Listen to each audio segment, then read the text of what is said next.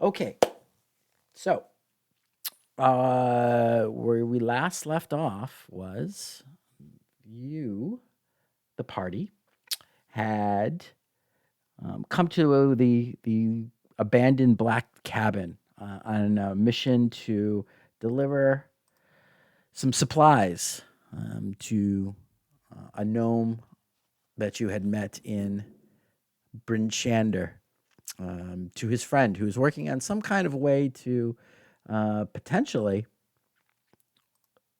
overturn the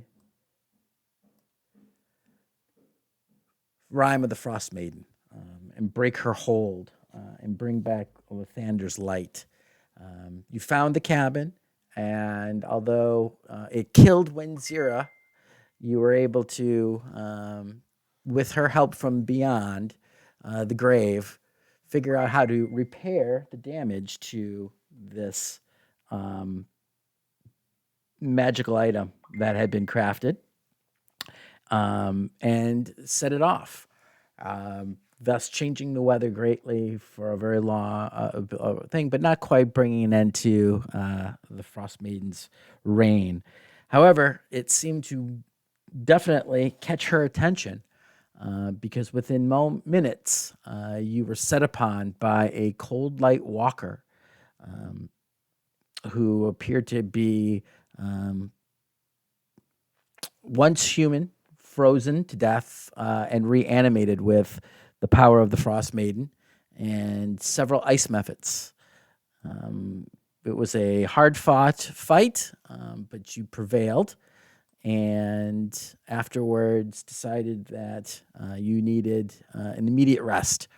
Um, so four of you retreated to the one of the rooms, and Dodvin took up, after his harrowing near-death experience, took up sentry duty in the hallway outside. Sound about right?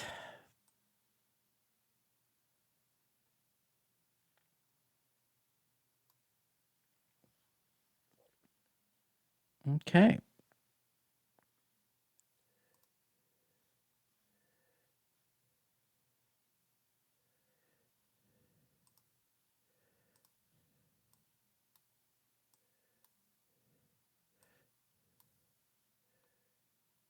Interesting. Interesting lighting. Oh, I see what the problem is.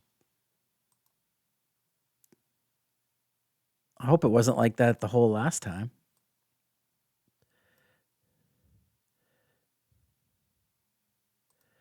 There. That better?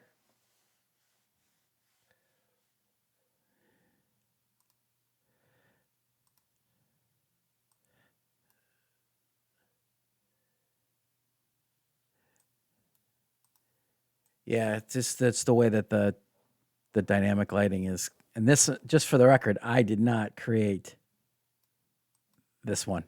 This is what there. That door's still open across the hall. Yeah, the lighting that they did on this one is a little bit hokey, but there it is. Okay, so Dodvin, I don't know. Apparently, you left him out in the hall.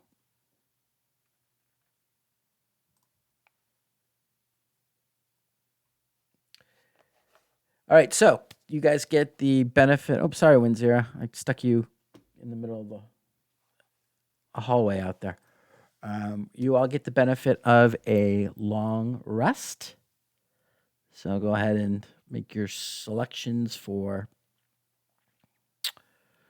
spells, fix your hit points, all that good stuff.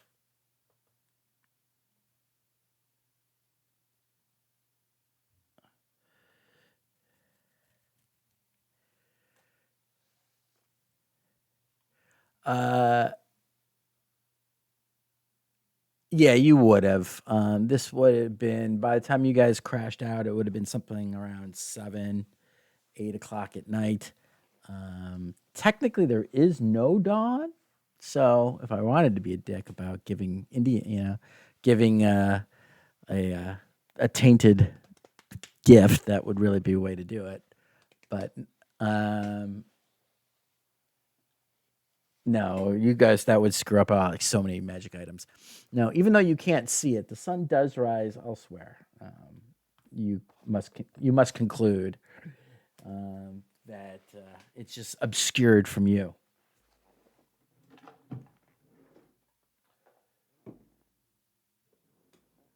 Yeah, so I don't know what's that mechanic? It gives you, I think it's, is it 8? 10. Yep. Yep. So everybody gets 10 temporary hit points. Bless you.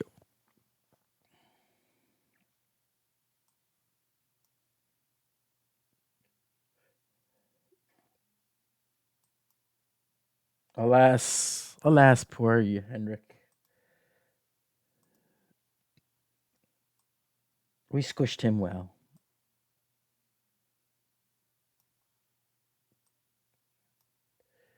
All right.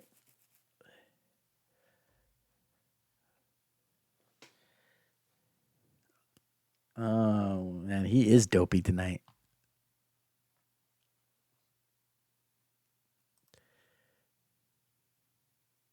You concentrated on them for an hour, and with the one you probably just slept with it, and it began to glow after a while in your sleep.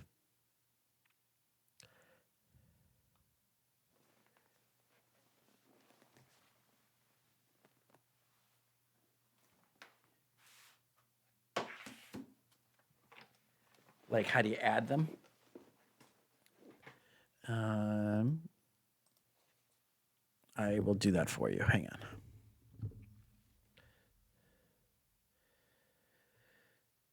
on. I thought I did that last week. I'm sorry.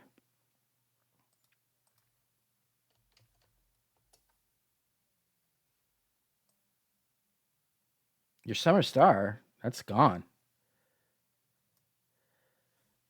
You yeah.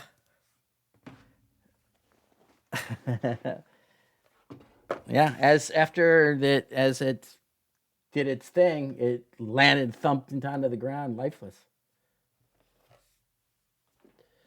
Yeah, with your 5 seconds of concentration on it. What was the other one that I'm missing here, Windsor? The was a no, the other one. Amulet of, okay. You didn't need to.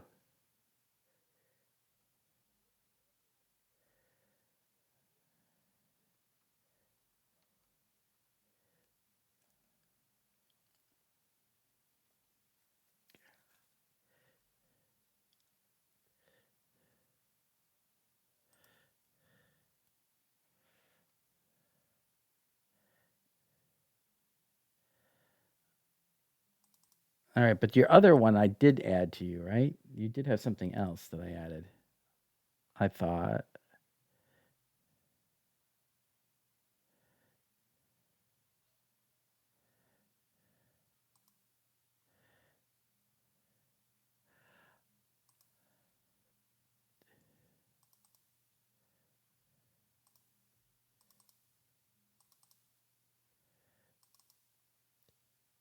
No, your constitution's at 19 now.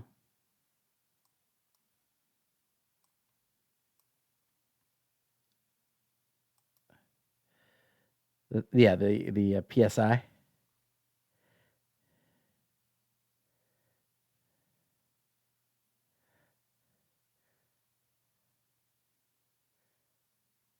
And you wanted it to be towards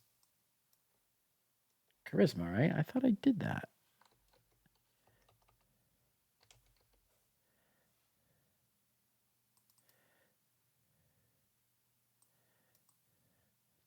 That's bizarre.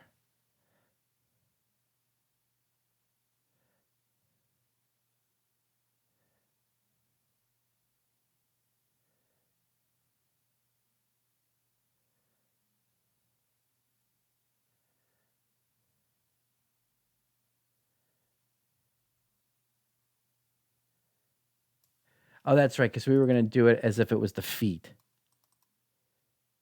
right? Okay, that's what I'm confused about. Uh,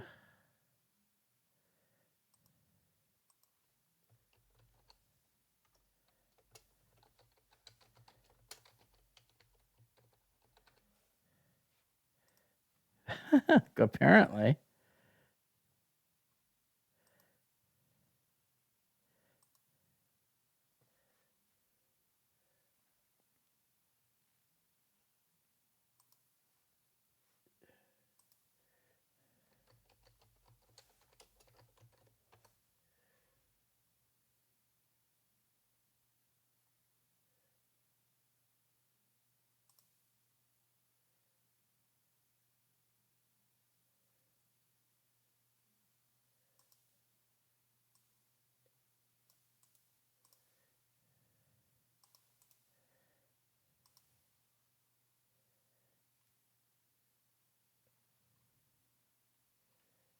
Oh, you're messing with that. I'm fixing something on your sheet. Don't do anything, Rebecca.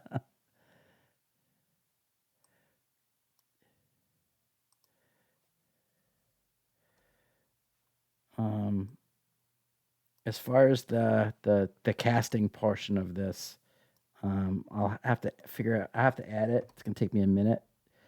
So instead, just kind of do it. Say you're doing it, and we'll manage it from there. Uh,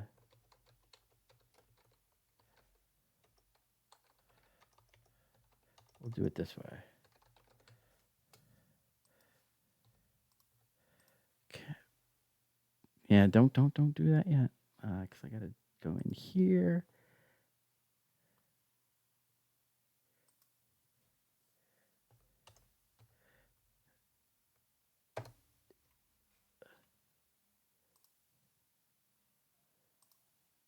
Okay, there you go.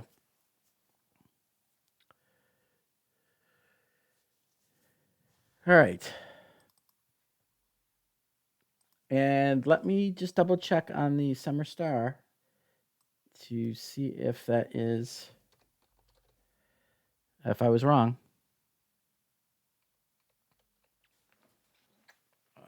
about that, and then we'll move on.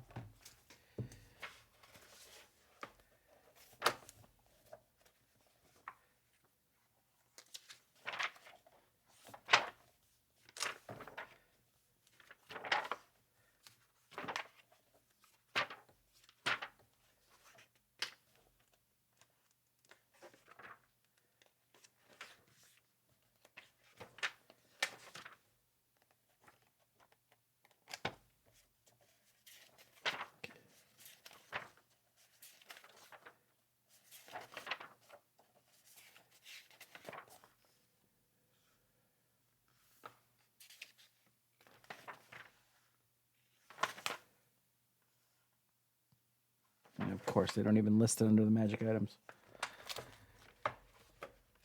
This does not bode well for multiple use.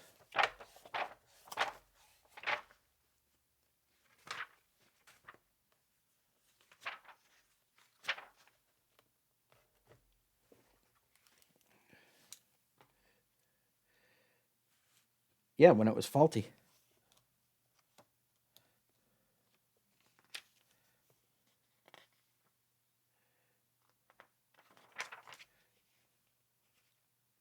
Well, you would. How would I have portrayed without you doing something with it?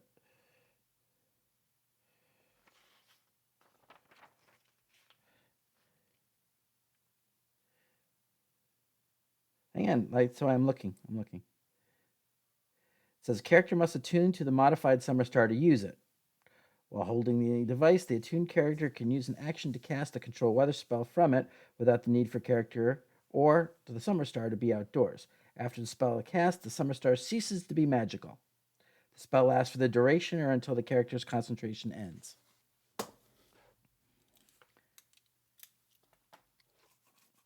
Well, just so you don't immediately, so you have to spend at least an hour. But yes, I agree. Um, I'm just trying to run it mostly as is.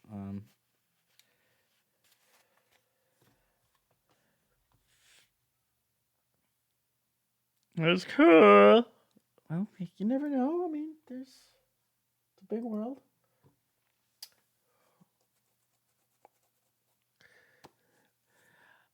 See, I even have an aurora in the background here for you guys as when it actually happens. See that? No, that's my new one. The old one's in the back there. Um, but anyway, okay. So good morning, and Winzira. While you slept, however, after kind of attuning to it and seeing that dim light form in that little crystal, as you go to sleep, you had a bit of a strange dream. You can't recall much of it, um, but you are awake with a sense of somebody was calling to you, and that you feel like almost like there's someplace you're supposed to go, something you're supposed to do. But other than that, you don't really have too much of it, and it just the only reason it strikes you is that you usually don't remember any of your dreams, unless they're about meat.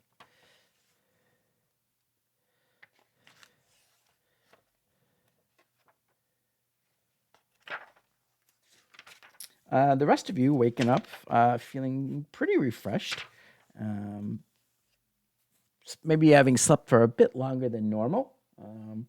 As you, that's there you go. You were expecting that in the middle of the night.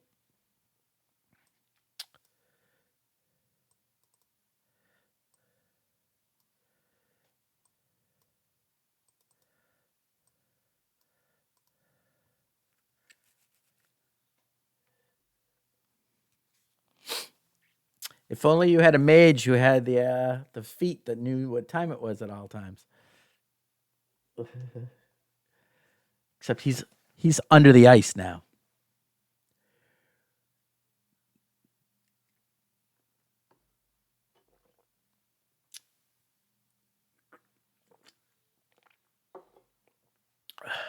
Okay.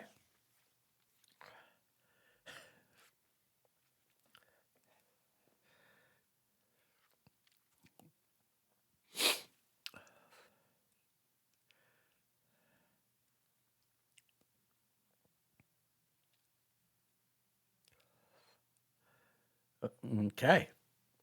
As you begin to invoke and say the prayers that guided your mind to invoke the control weather spell last time, you feel none of your god's direction, or do you feel any kind of response from the steel contraption in your hand?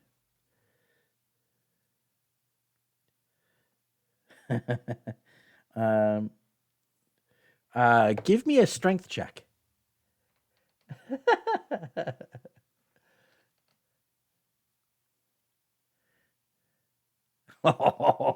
So as you shake it, the newly minted and hastily constructed by the um, less than, shall we say, expert hands of the party, the pins holding it crack and it flies off across the room.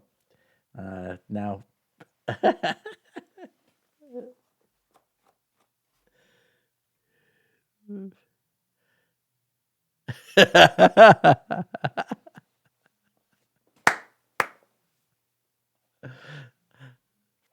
some serious flashbacks.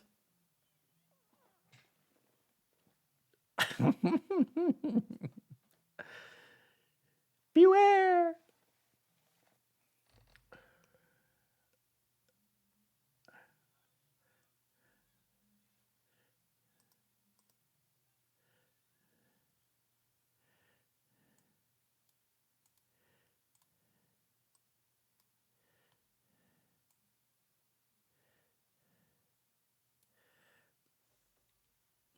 You did.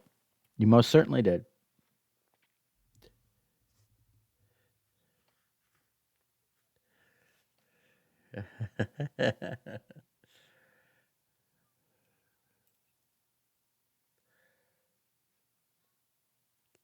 Such a surly halfling.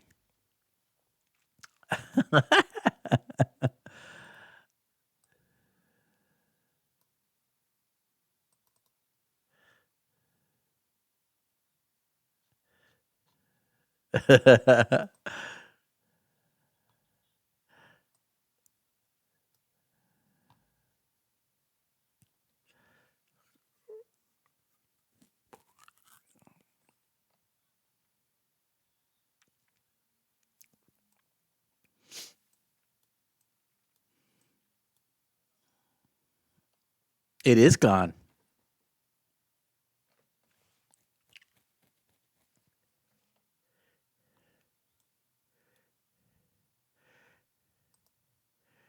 No notes. But you also notice that the body of the cold white walker is also missing.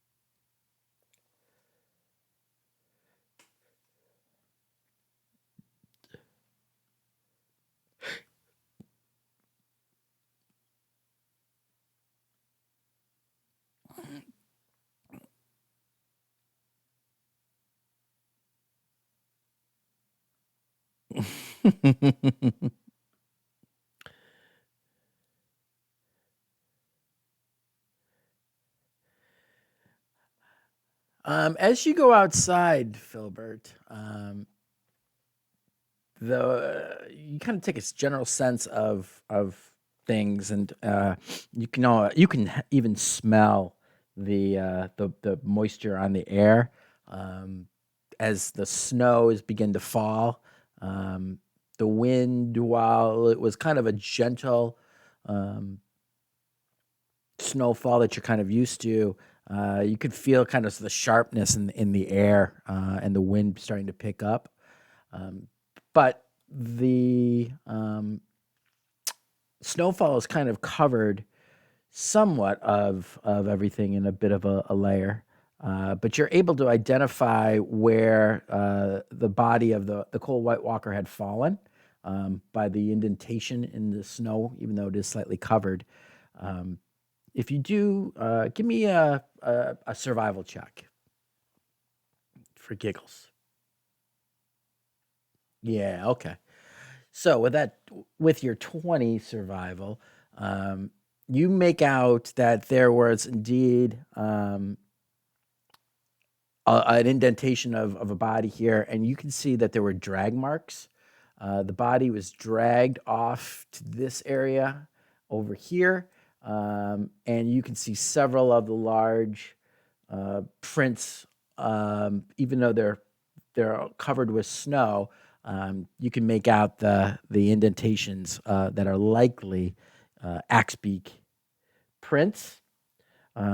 Then you see some that get slightly heavier, and then you can see another set of other prints now uh, as walking away from with these heavier uh, axe beak prints leading back off down the slope off the way that you guys had come up originally until um, it gets off beyond the cabin and less protected as it is in this area from the wind, and you kind of lose sight of anything as the wind and the snow is kind of erased and smoothed everything over between on the ledge pathway that you took down back into the cavern.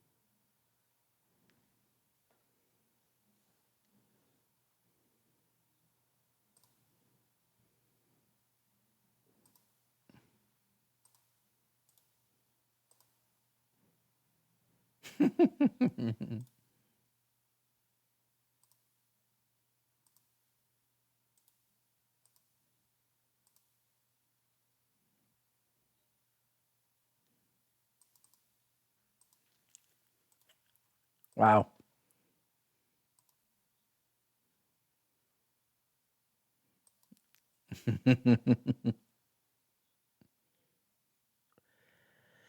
You have a sled. It has a lot of those supplies that you were given that you guys have never actually looked to see what's in there.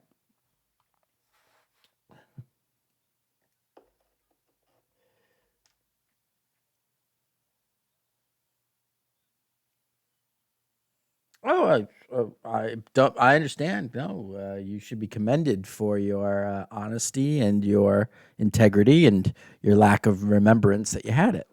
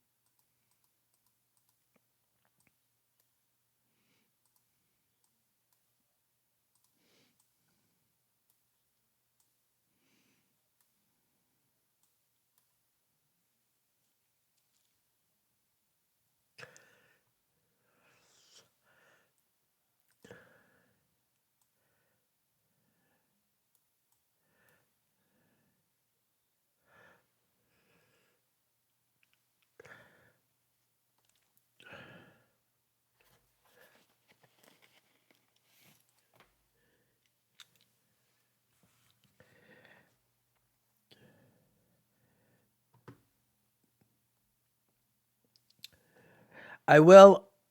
I. I will remind you, out of the goodness of my heart, that you have found a set of Smith's tools and a set of Tinker's tools as well.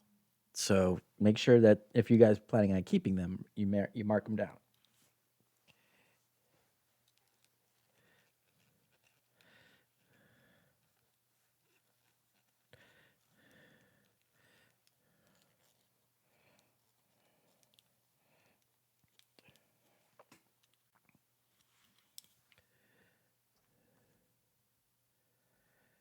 Yeah, those are not inconsequential.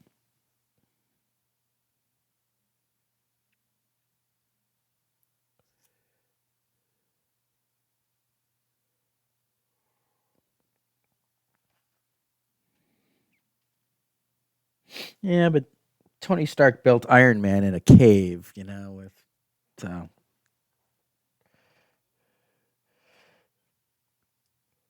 Well, I'm not Tony Stark.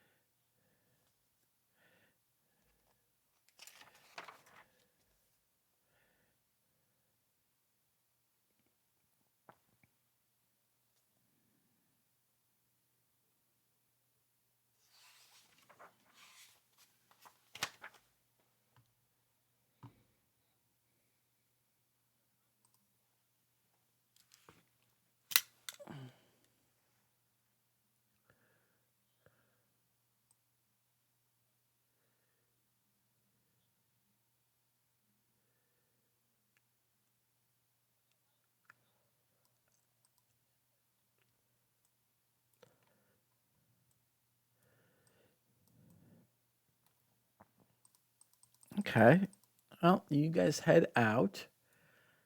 Um, Hang on, I'm just doing a thing here.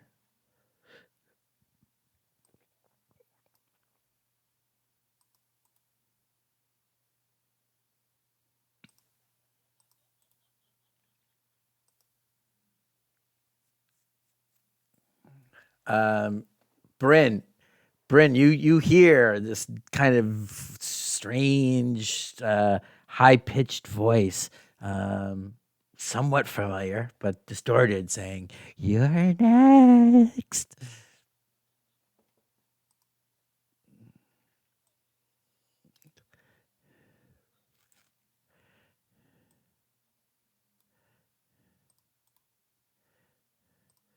Okay, so now this is updated.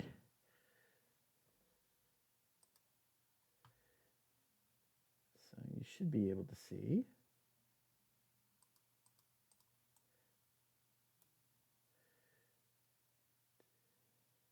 some things that you have found in your travels.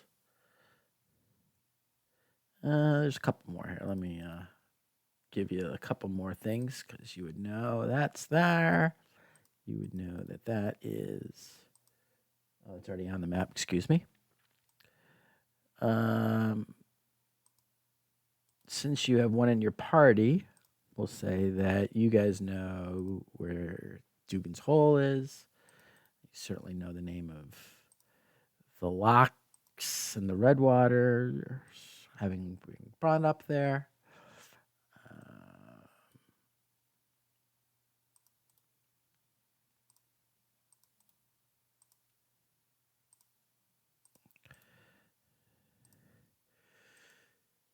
all right, that should be that's pretty good.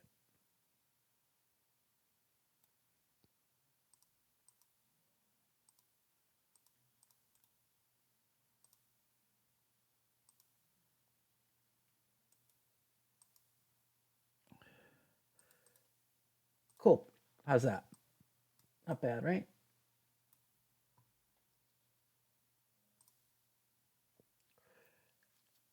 All right. So you guys find yourself up in.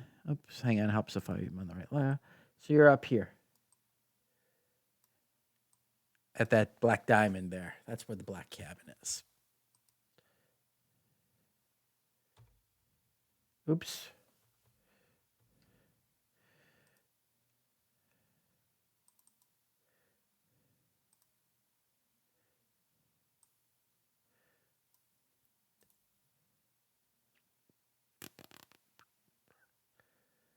Well, it's just going to say chapter 2 because why that's on there, I don't know. Or I understand why it's on there, but if you're going to do it, they should be two separate boxes so I can choose turn one of them on and leave the other one off. You know what I mean? Just common sense kind of shit. Mm-hmm. Oh yeah.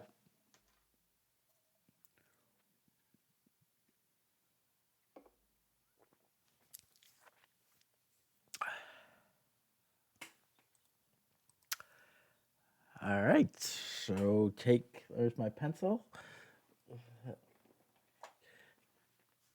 Cross out that whole part of the thing. All right. Don't have to do that now. Cool.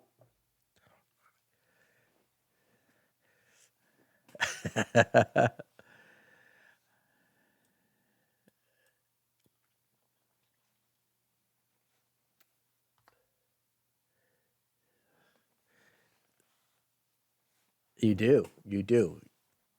You you do. As a matter of fact.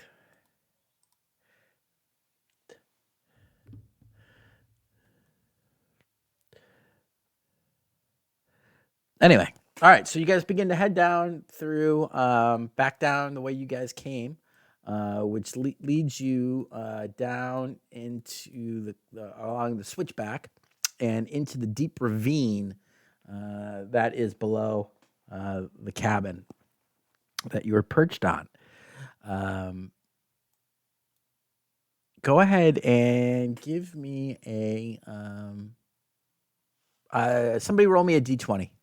Anyone?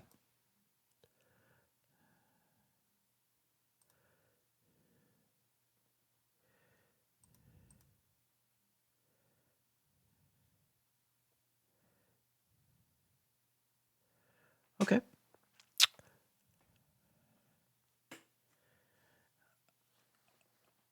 And excuse. Come on, man. It's a ancient white dragon.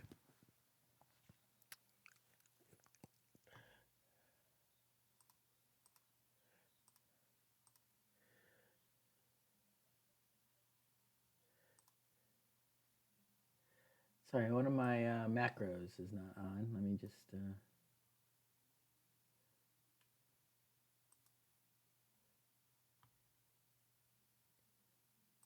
Okay.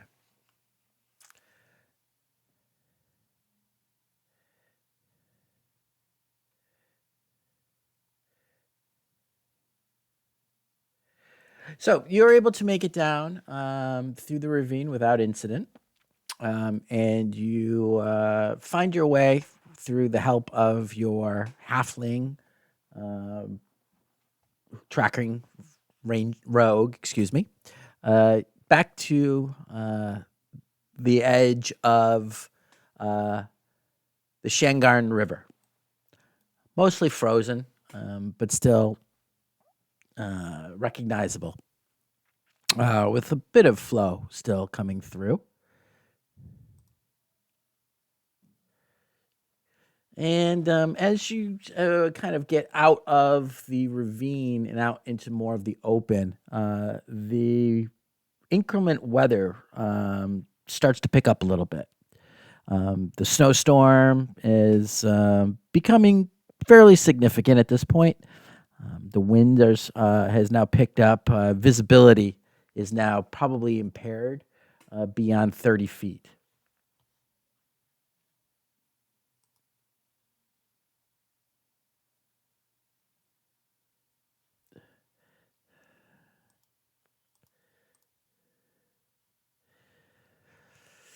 Yeah. If only you would have kept your concentration for more than 30 seconds. Well, come on, man. If you're gonna throw shade,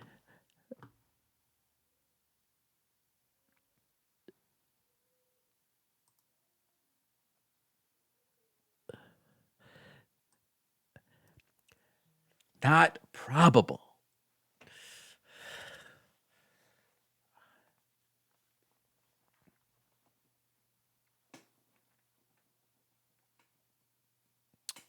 All right, so you hear that wind howling, and you begin to, I'm assuming, make your way back down to the edge of Bryn Shander.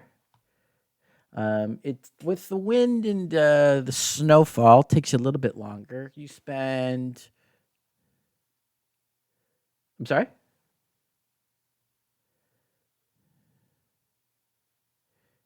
I'm sorry. As you make your way down I meant to say the Shangarn towards the beginning of the.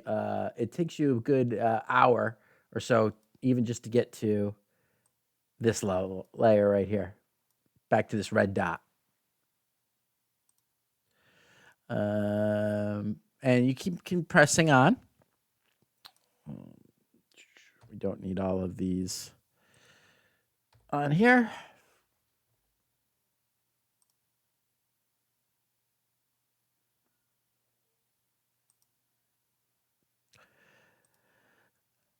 Um, Once you get into the edges of the trees, you are still experiencing quite a bit of the wind, but the going gets easier. Give me a group survival roll just to see how well you guys manage to handle your mounts.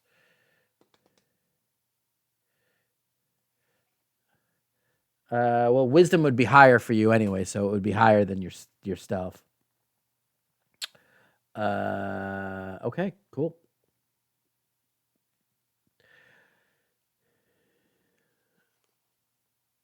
That's all right. It's 16. It's the first one. Don't worry about it.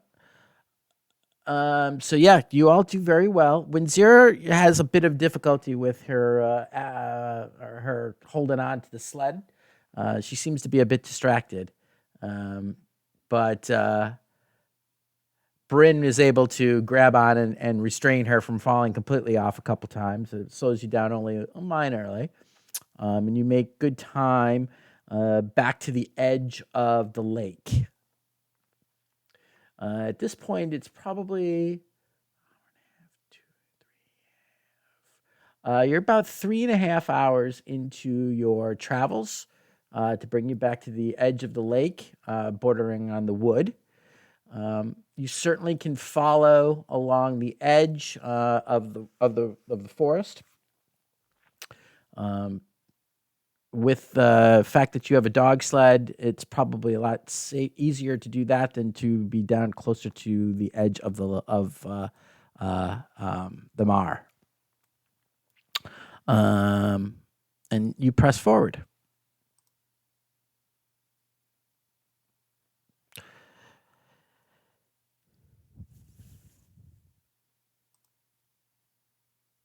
Yep. All right. So you press forward without incident, and you make it back to Lonelywood itself. It took you the better part of the day, but as you hit the edge of the Mar, um, the light began to pick up a bit.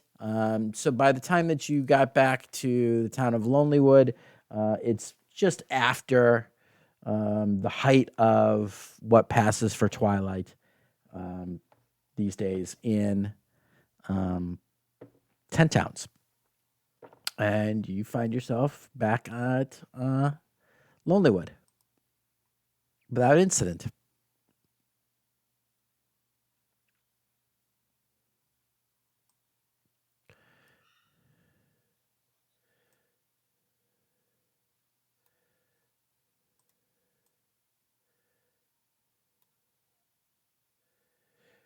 So, as you come, as you enter into Lonelywood, um, oh, I moved everybody else and I didn't move me. You come in through the north here. As you're passing down, you see you hear music and some kind of bit of a more of a raucous kind of environment at the Lucky Liar than you have passed previously.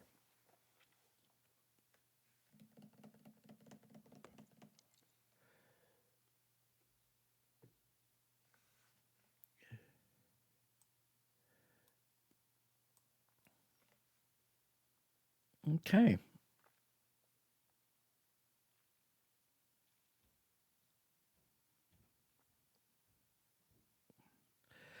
So as you approach the Lucky Liar and you tie up your mounts and make the dogs kind of settled in, you enter in and you are surprised to see there are many more people than you would expect during the day inside the Lucky Liar.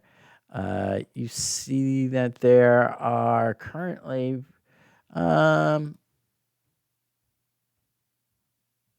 well, I guess not that many.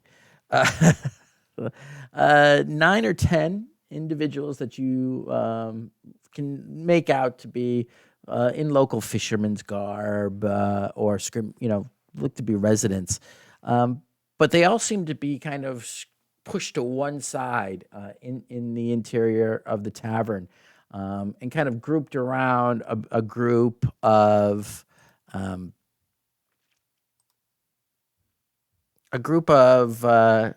seven, what look to be more of adventurers types.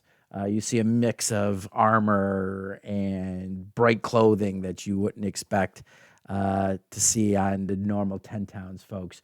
They seem to be in the corner, kind of raucousing up, and being bought drinks, and for all intents and purposes, seems to be telling stories to the local and members of Lonelywood.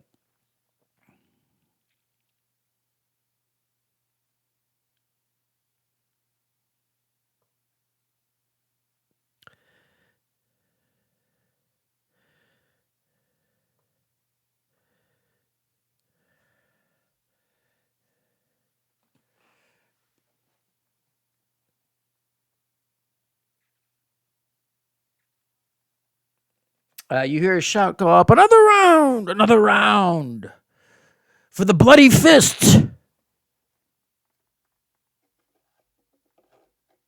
And kind of a cheer kind of goes up as the call for another drink is put forth.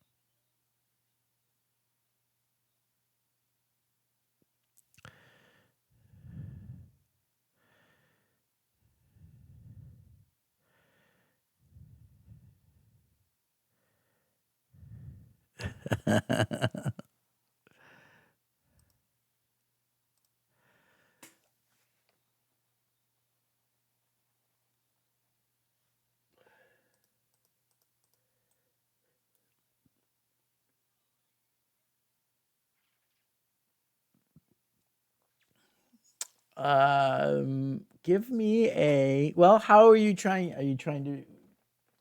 How are you doing that? Are you trying to be kind of intimidating or camaraderie wise? Give a just give a straight charisma check.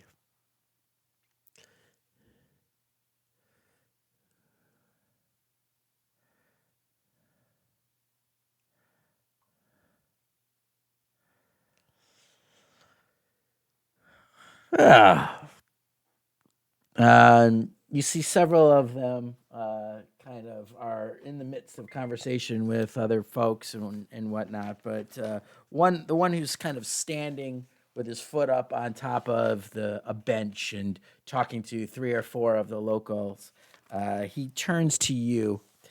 You see he's probably judging by his, as you can getting a little bit closer, his slightly green complexion, and you do notice one fang coming up. You reckon he's probably a half elf, excuse me, half orc, with black hair that is mostly kind of in a mohawk, but pulled back into a ponytail with the side shaved.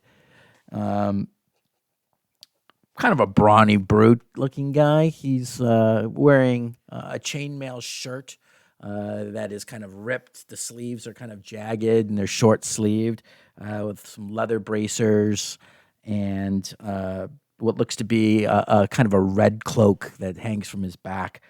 And he looks up at you and says, "Oh, do we now, pretty lady? What might that be?"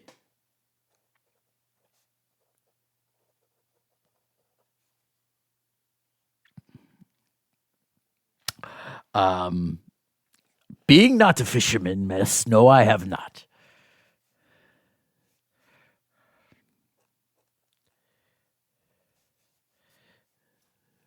Ah, yes, wonderful, great. But to your fishing prowess.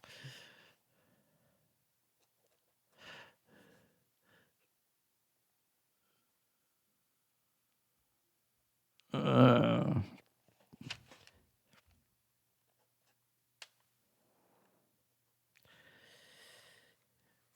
well, yes, well, thank you for stopping.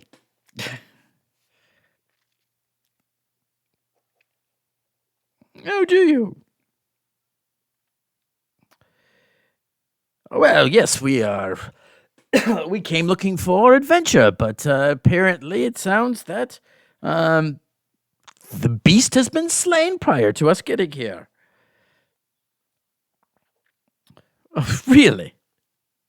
You ke- uh,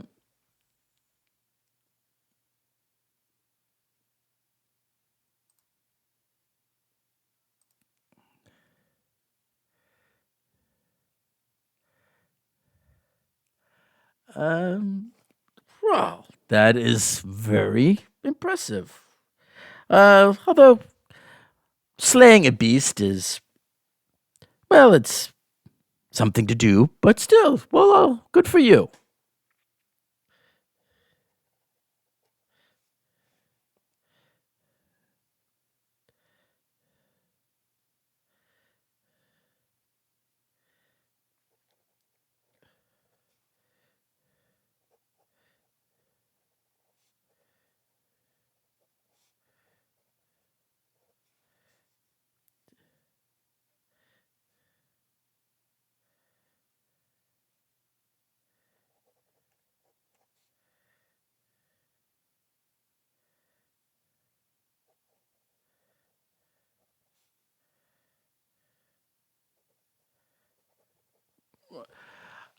Um,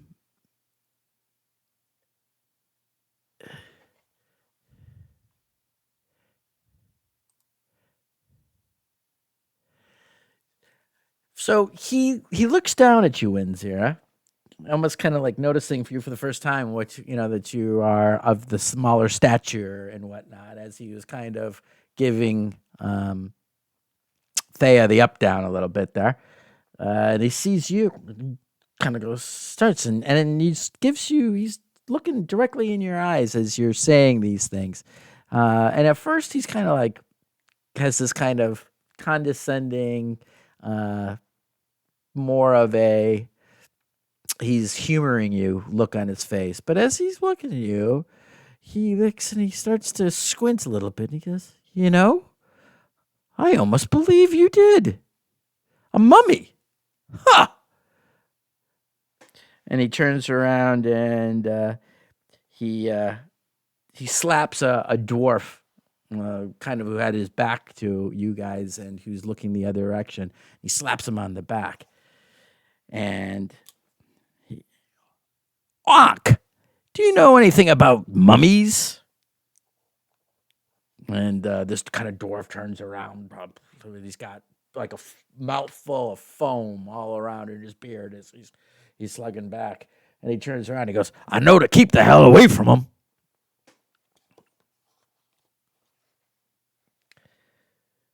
Well, these folks say that they befriended one. At which point the dwarf kind of turns and looks at you all for the first time, and he just kind of does that Spock thing with his eyebrow. One eyebrow goes up. Huh? Did they now?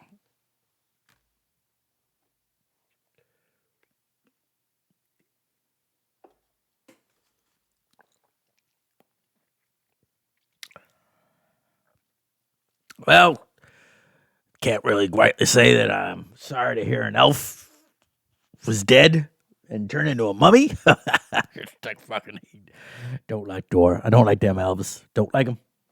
Don't like them. I'll drink to that though.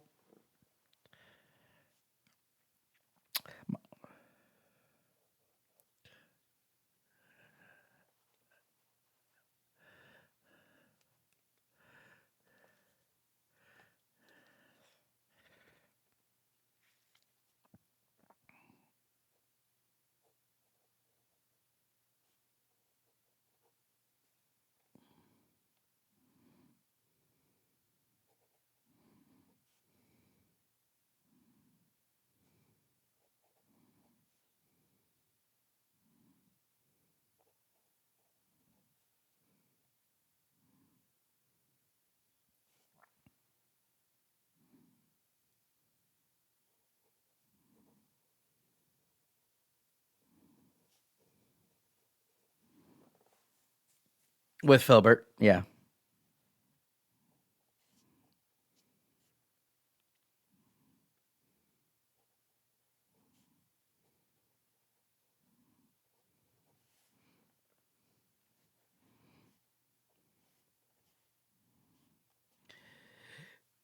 Well, that's quite a bold statement, this half orc says to you. And if you don't mind, I'll have Hank. Teresa, come, meet these folks. They say that they befriended a sea monster. And this, you see, kind of over by she had been sitting over near the fire, in kind of furs, and she kind of stands up, and you see a human girl, brown hair. She's got kind of a circlet holding back her hair, made out of bones and whatnot. And she walks over. Really, a sea monster, and you befriended them. Are you from one of the circles?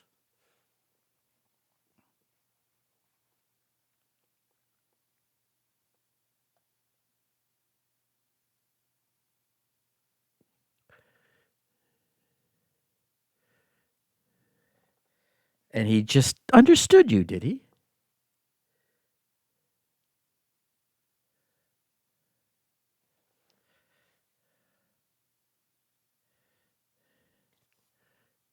It is a word. Yes, I am familiar with that.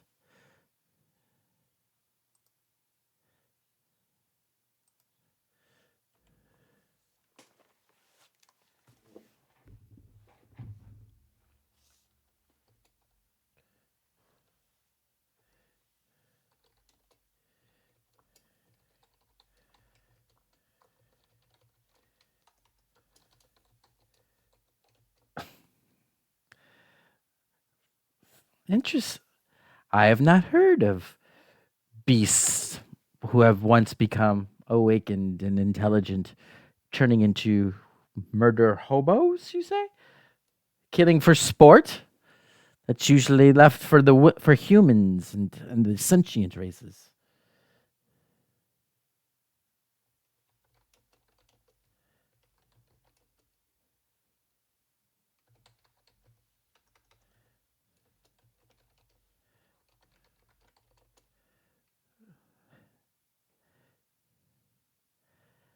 It sounds interesting.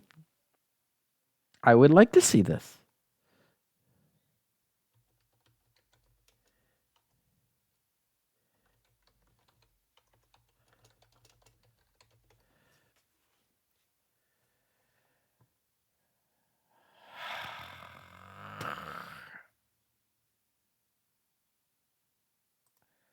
Oh my god. Hang on. I just tried to send you something and Roll20 is now telling me that you don't exist.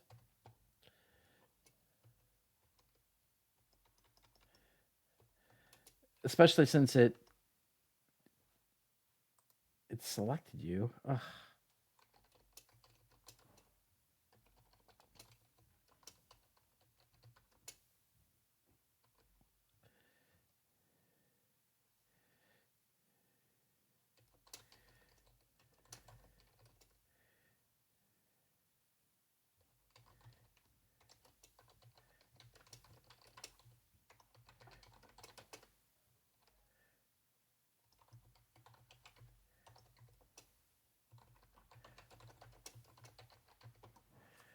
All right. Well, it worked that time. Well, if you must know, we were recanting our exploits here in Ten Towns. That some of our that the bloody fist has accomplished. We are, I dare say, earned some renown, vanquishing some of the riffraff, if you will, here and abouts. And these kind of cheers kind of go up a little drunkenly all around them as he says that. But yes, indeed, we have vanquished a den of cultists, drove them out, dirty devil worshippers, if you must know, out of one of the cares. And he looks over at the dwarf, and the dwarf goes, Danaval? Yes, yes, that's it. Cair Danaval. Lovely place. Nasty keep. But we took care of it. Freed the speaker there. Drove out the cultists. A bloody good time it was.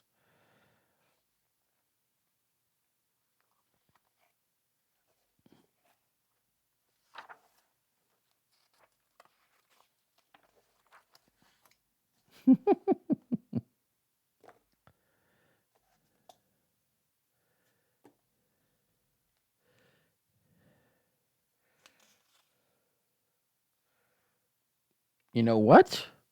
They were. You're not involved with the Knights of the Black Swords, are you?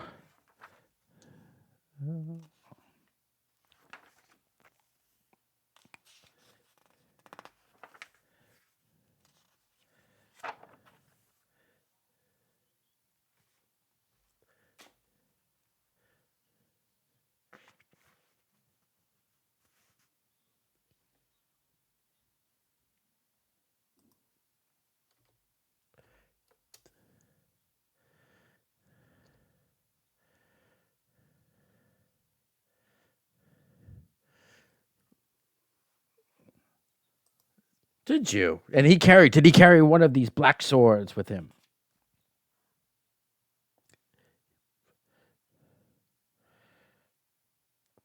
Interesting. Hmm. We did not find that with the ruffians that had occupied Cair Denival.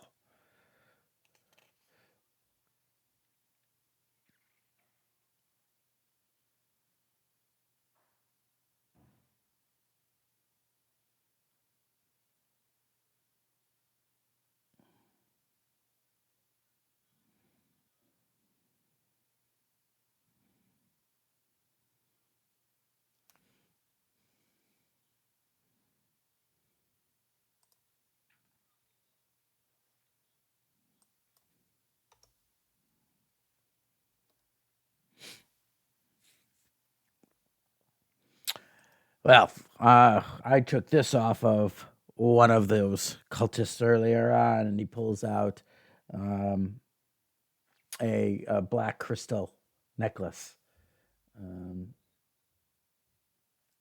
Um, as he pulls it out, with your passive perception, and as you're talking about it, you take a quick look at it. You realize it's not at all the same type of crystal that you have. This is actually made of some kind of interesting black, smoky kind of through it, whereas yours is almost like an obsidian kind of dark, opaque. Um, yeah, from what we were told, not being from around here, any of us, most of us come from points south before this nonsense with this evil deity started, and the sun bloody well went away. But we were told that there was once a giant crystal in the middle of the Icewind Dale made of this stuff. Some of their heroes of legend had something to do with it back in the day, and some of the barbarian tribes fought over it. Some kind of pagan nonsense, from what I understand. Um, but each of these cultists had one of these, and yes, bad business. They were all sworn to this devil and up to all kinds of no good. But we took care of them. Yes, we did. The bloody fists.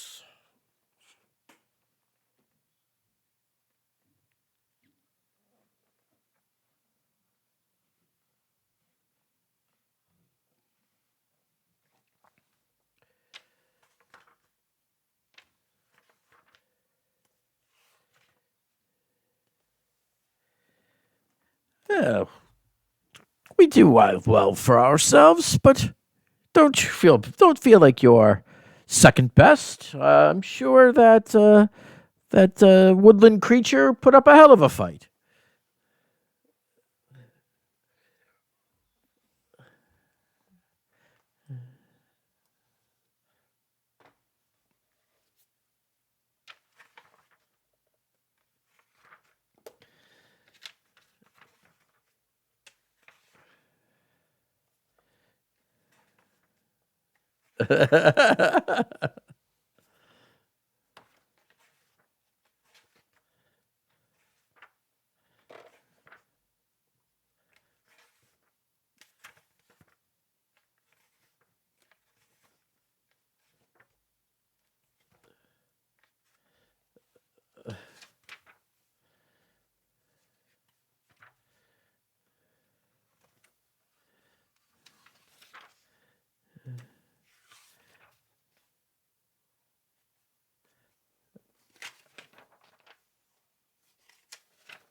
Okay, go ahead and roll a performance check for me.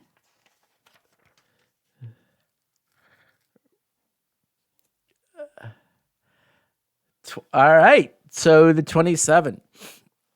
So the normally discordant kind of melodies that Winzira tends to produce this time seem to be completely transformed to the point where her sense of need seems to overcome her abilities and her absolute franticness. She begins to strum her lute, and as those kind of sweet tones start to come forward out of it, she leaps up onto the table that you guys are currently standing next to and begins to play with more and more fervor. Um, even to the point where the locals stop listening and carousing around the newcomers, these adventurers, and kind of start to gather a little bit and listen to Winzira as she really begins to lay into this very touching at first melody, and then begins to pick up louder and more frantic, invoking the kind of the sense of a battle almost, and recapping for people around. It almost seems like the story of an epic fight that was then brought to a triumphant conclusion, to ending in rounds of applause and a couple coppers actually being thrown at you, Winzira.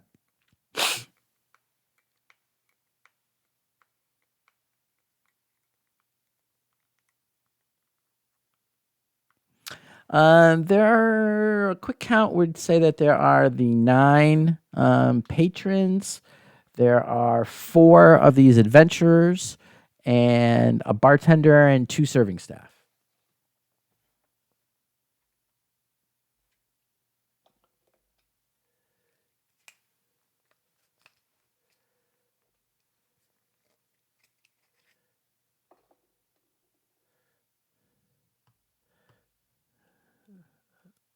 Okay, which ones?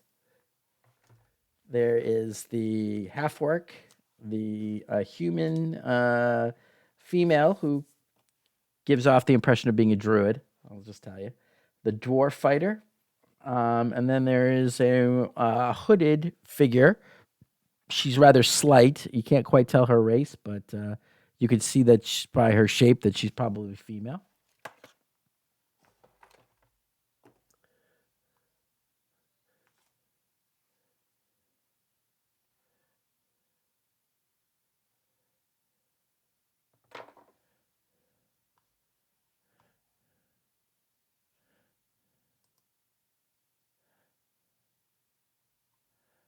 Okay.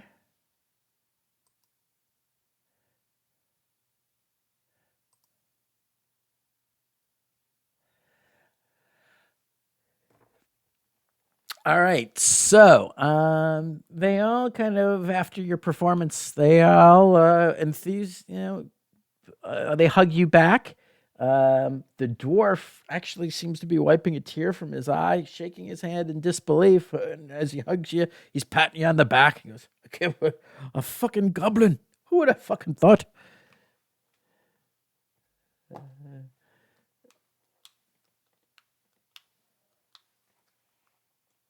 Yeah, that's much appreciated, little one, says the half orc.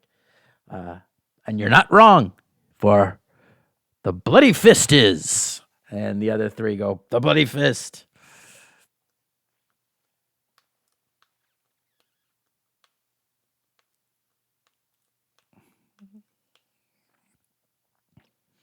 They're all in such good mood at that point. They all raise a toast and go, Lathander!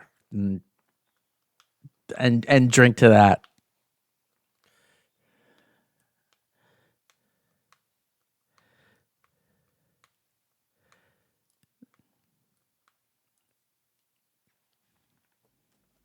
Well, what other tales do you know? Have you heard? We're always on the lookout for an adventure or a commission of some sort.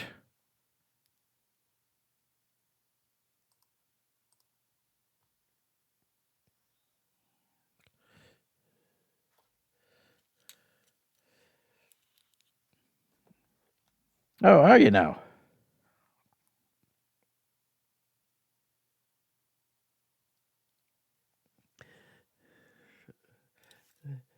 Well, it sounds like that's right up your alley.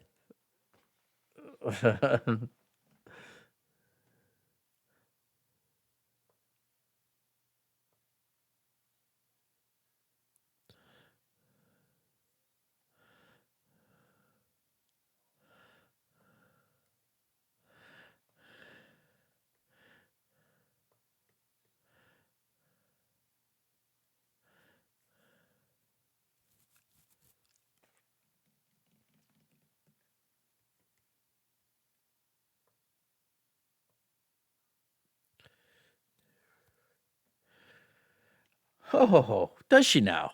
You've attracted the attention of a deity, have you? She she must be very fond of them moose, says the dwarf.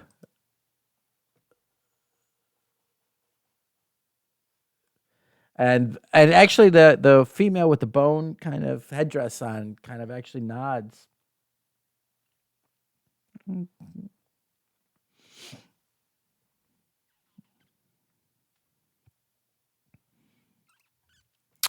Uh, okay. I was just rolling for orientation.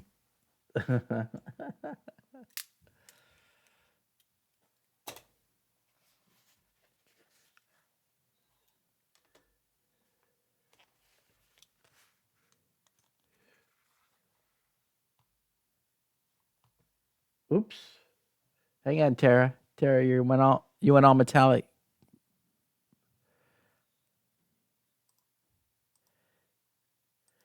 Hang on, hon. You went yeah, you guys are going all robotic.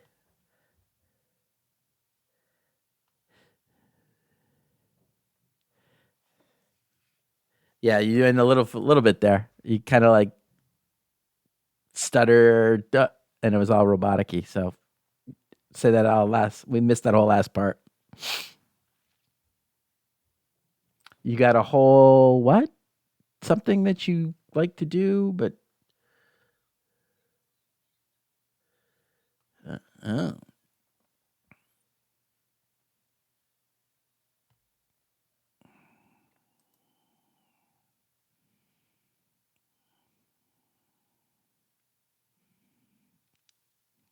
So, you're soon to be innkeepers then? The dwarf asks.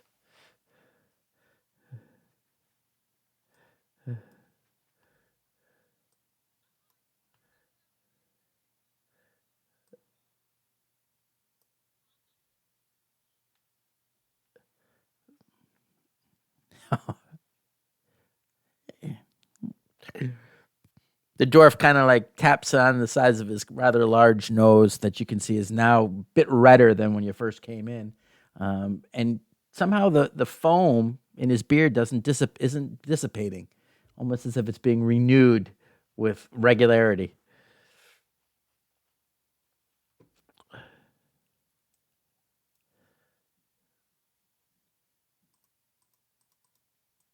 Well, I don't know if you're up for it, but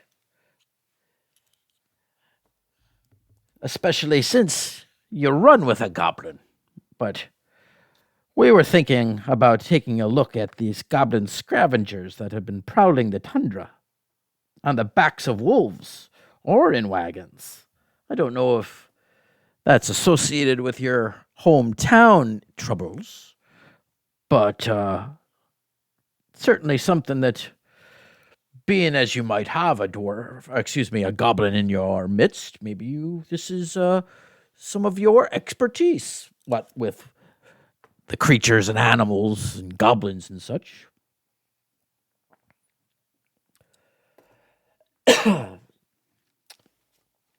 Ugh. The kind of the human druid girl looks. She goes, "Clearly, you must have been blinded by the light of your goddess or god, however you look about him. It is good to walk in your god's light."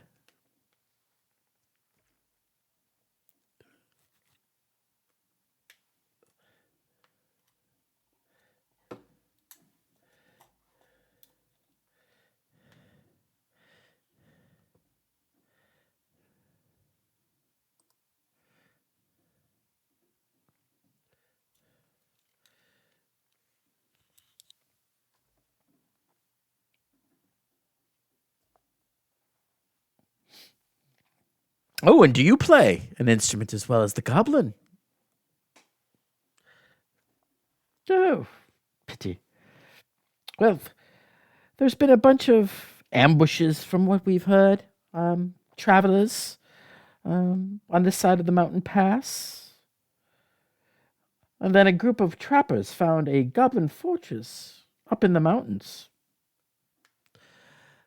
Heard that there's a hefty reward for going and rooting them out.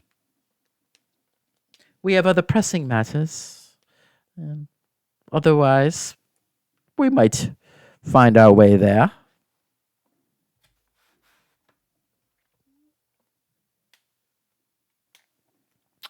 Uh, it's circle business.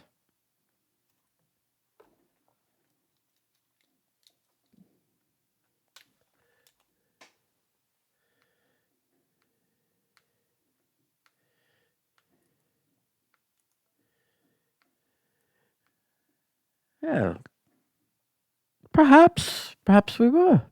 I would be very interested to hear more about this druid that you've taken out.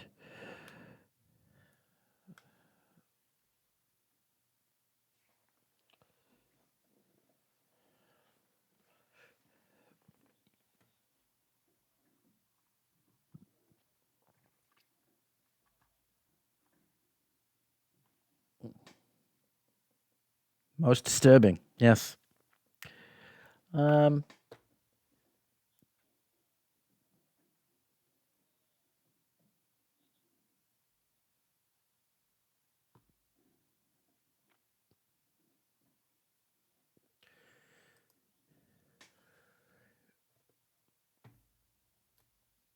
go ahead and roll a persuasion for me.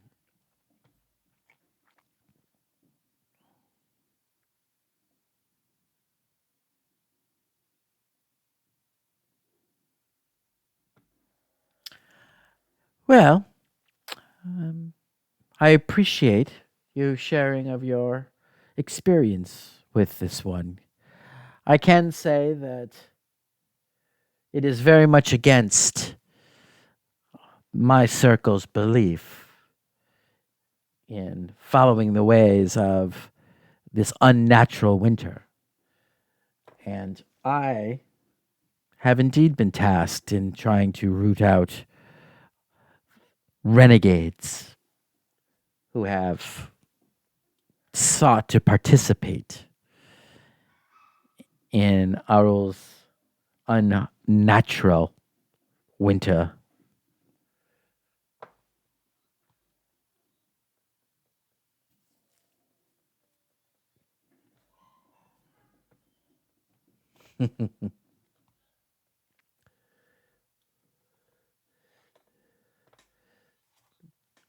The dwarf it now lets out a loud "Brr, right up your alley.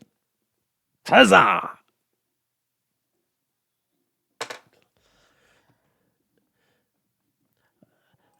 You get the sense, however, though, that when the dwarf is saying that, he's not trying to rip on you. He thinks that you guys are generally, from everything that you've said, you guys are just generally specialized in, critters.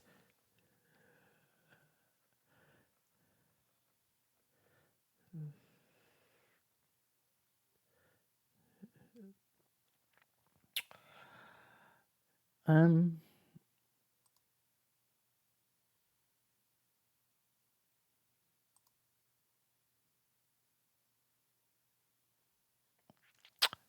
it's a possibility, and I would certainly be interested in any more information that you were to come by.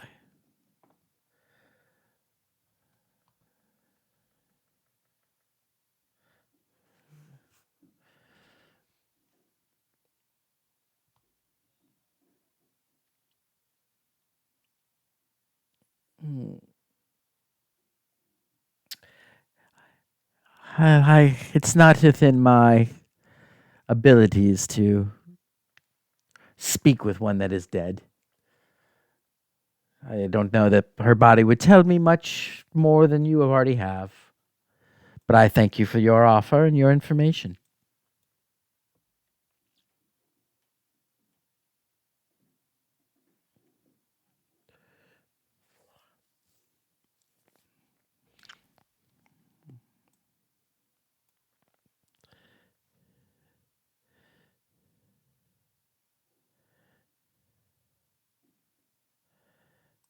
Uh, just so you know, Filbert, you find whatever you need at the Happy Shrimp Shander.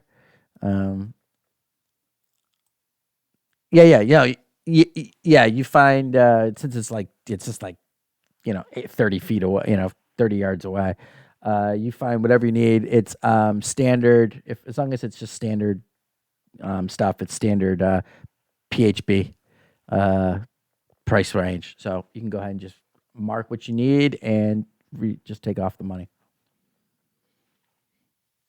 Since you guys have already been there and established, and they know you as the Slayers of the White Wolf and the um, owners of the Ramshackle Inn, you are given a discount, and the discount brings it down to the player's handbook numbers.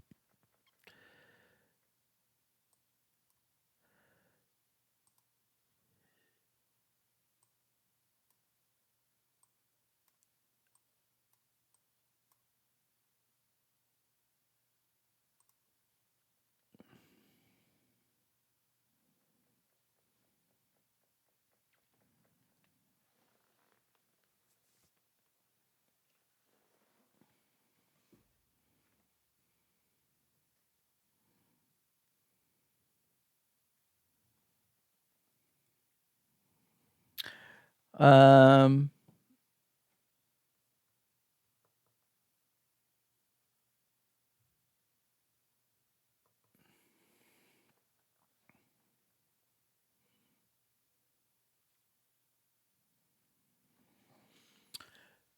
um, she takes that from you. Um, Give me a persuasion with advantage, Filbert.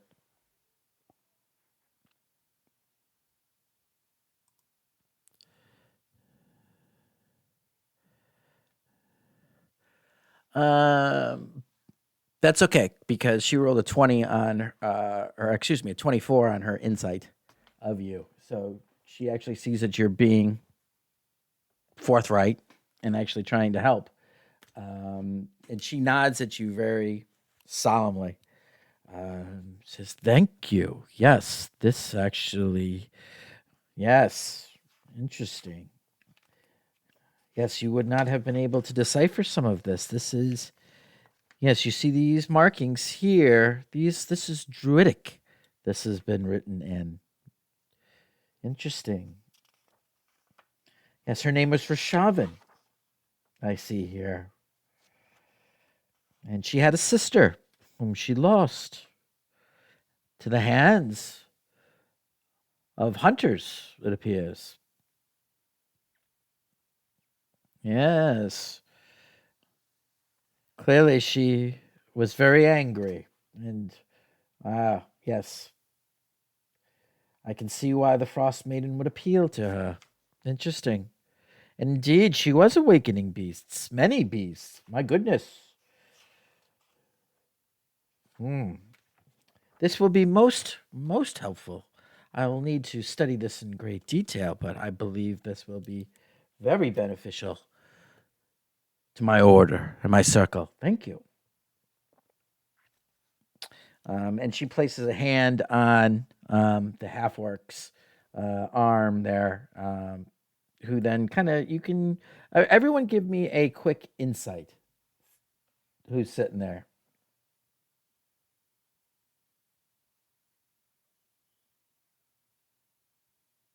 You don't know shit, Filbert.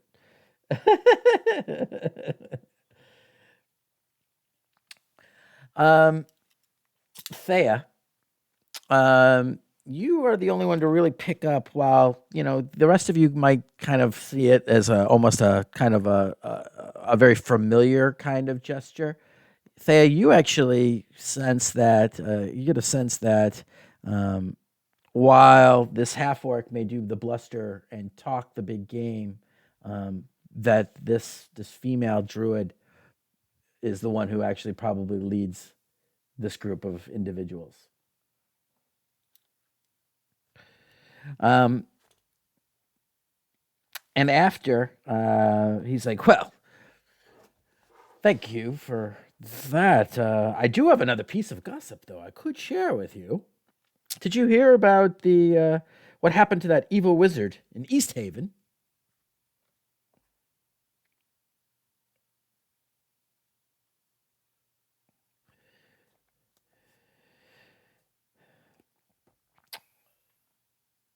Well, he doesn't really pause for you to actually answer. They tied him to a stake and lit him on fire. Why? Because he hired some 10-towners to help him find a buried tower, and then he killed him to keep its location secret.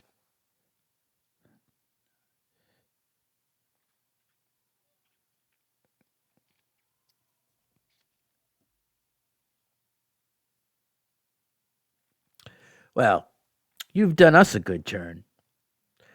We've gotten a little bit of information on where that tower might be. One good turn deserves another, I say. If you're interested,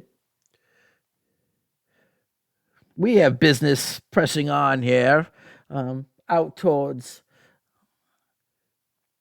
the spine, and won't be heading that way, but it might be of some interest to you. Do you have a map?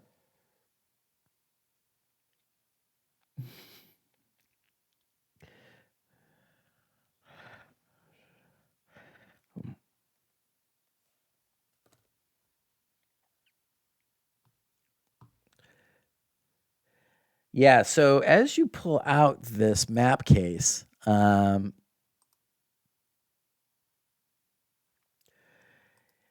the he immediately sees the case that you have, this kind of well worked and very well made case, and he kind of cocks an eye. He's like, "Huh." And then as you spread out the map, he goes, "This is beautiful. This is I didn't even know this was here. What is this down here?" And he's looking at their things and he sees details on it that he's not familiar with. And he's like, "Oh, lovely. But excuse me, I'm sorry. I don't want to make a mark on this beautiful piece of art, but um, really impressive. You have some skill, sir."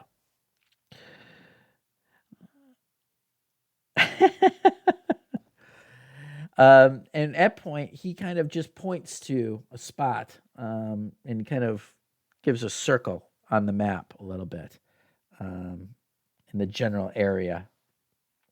Well, from what we have been told, this tower that this wizard has been searching for is in this area right here.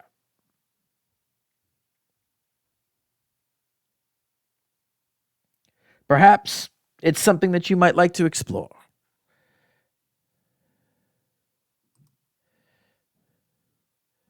I know. Hang on. You're killing me, Small. You're killing me, Smalls. You got, certain things I got to do here.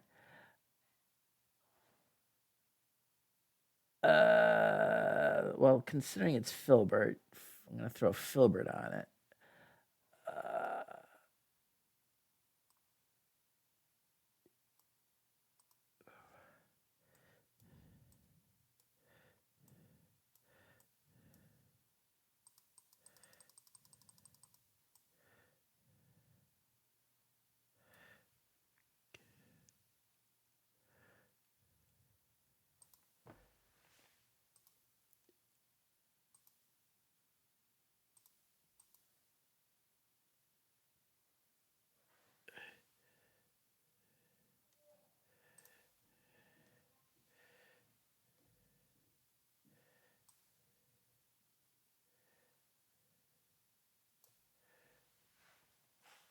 You see that, filbert?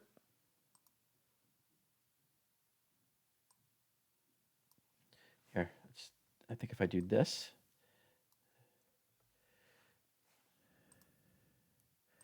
I'll make it fatter. Yep, the circle. Yeah, so that he indicated that area, bit of ways on the far side of Loch Dinishir. Now we'll be passing through here, and he kind of points down to East Haven. We'll be passing past East Haven, and we're going to be heading up into the spine on our business. Yeah, we won't know till we get there for sure.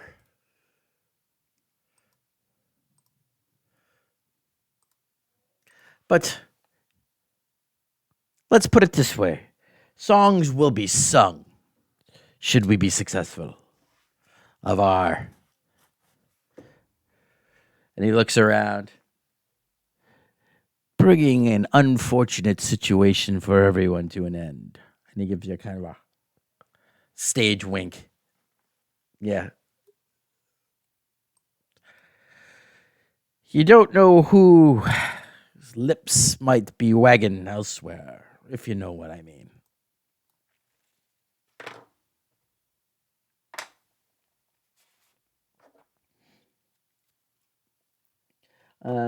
As you guys are sitting there saying that, over by the fire, you suddenly see a blur of motion, and the dagger flies out of the hooded female who's been sitting closer to the fire, seemingly not paying you guys any attention, and it pins to the wall a hand that had been reaching into the back pocket pouch of the half-orc. And you see one of the local fishermen now standing there with his cuff of his jacket now is pinned to the wall. The half-orc kind of stands up at his full height. You see that he's well over 6.5 feet tall. He is a big boy. And he looks over and he looks down at this guy and he pulls out the dagger. Winzira, you're kind of closer, and Thea, because of your high insight, you see a general wet spot now forming on the front of the man's pants. As he looks down, he goes, "I don't want to see you here in the next 5 seconds." At which point you hear the pedaling, and he runs off, flinging out. He kind of flips the dagger over, crossing his hands, and he goes, "Here you are, fell. Thanks." You just hear a kind of a yeah, and never quite see anything else underneath her hood as your arms go back to being crossed.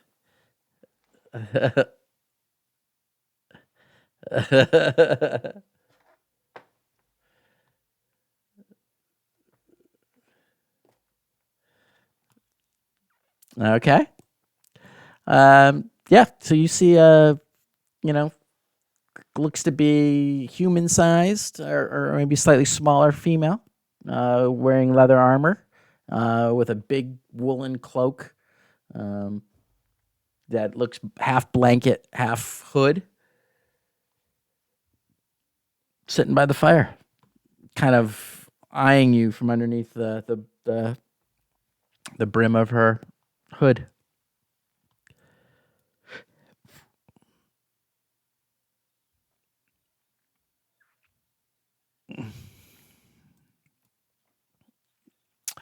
Um, you roll perception.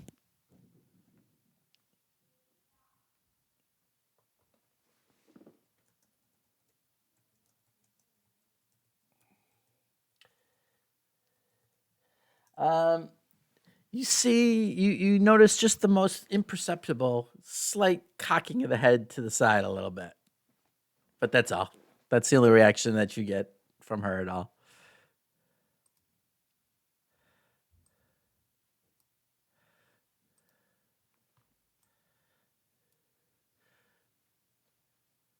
All right.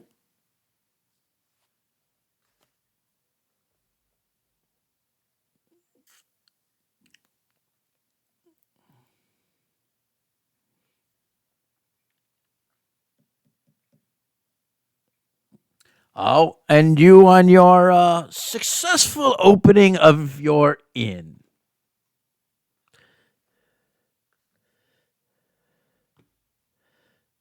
Ah,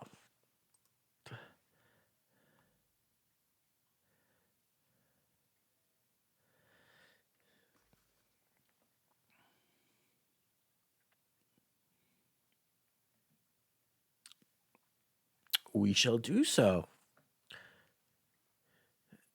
Maybe a pack of wolves.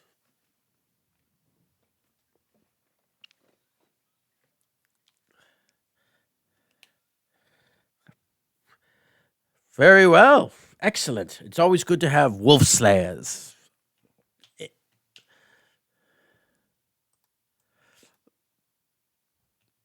Well met. Hey, no disrespect. Meaning meant.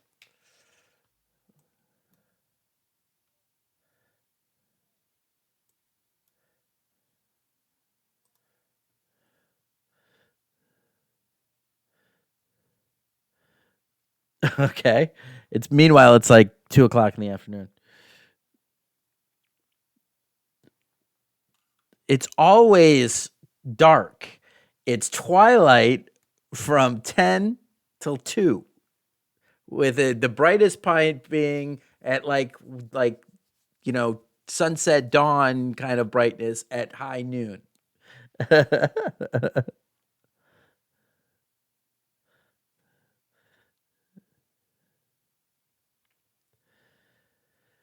Well, it took you all morning. It took you about 6 hours. So you got back around 2, like 1:30 or so. Yeah. So as you guys come out of the Lucky Liar, you see that it's now back to what you would expect it to be, full dark. You do see occasional torches that now are on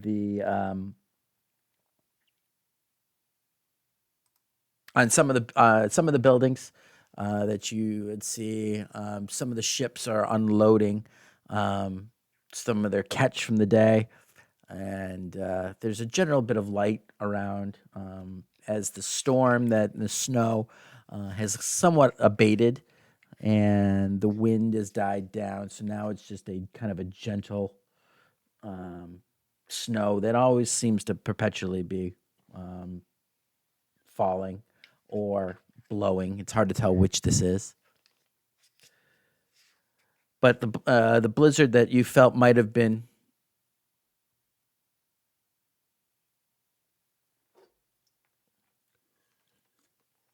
I was just saying that if the any kind of blizzard that might have been threatening seems to have been averted.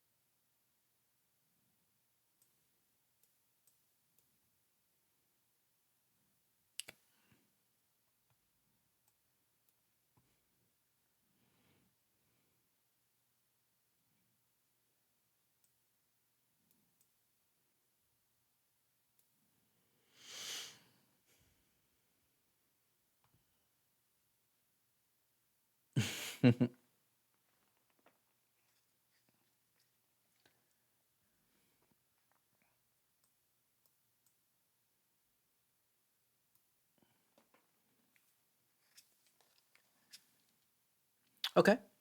Um, yeah, you find that the shutters have mostly stayed closed. There are some rooms upstairs that the glass has been blown out, that the shutters are no longer there. Um, but you're able to find some of the planks that have been left behind, and some of the broken shutter pieces, and actually be able to board those up upstairs. It takes you a little bit to kind of make that repair, but between securing all of the windows and the fire in the hearth, you find that you have a pretty pleasant environment um, in the main floor of the ramshackle. Still a bit dirty. Definitely could use several hours of good scrubbing and sweeping. But you find that you are not subject to the cold wind, and that alone, with the warmth, is a welcome feeling.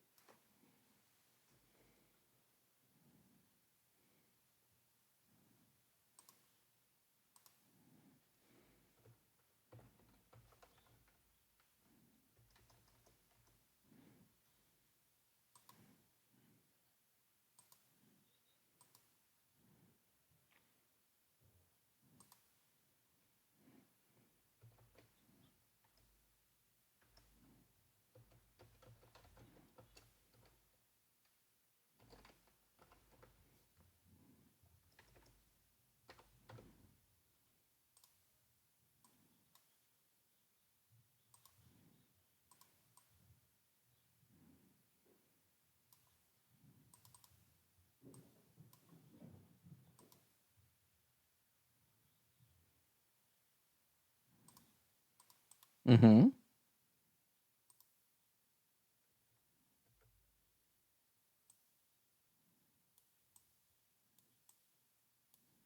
Okay.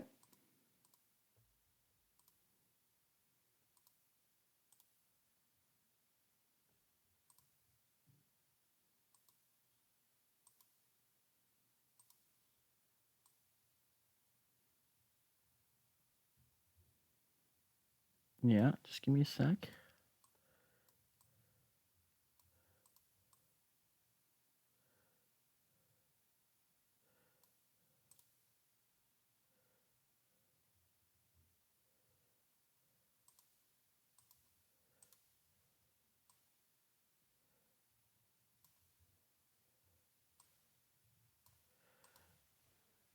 Okay.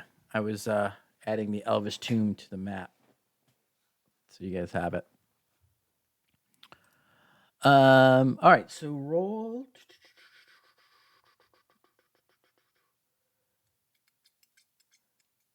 roll survival with, and then roll first, to roll for survival, and then roll a dexterity check.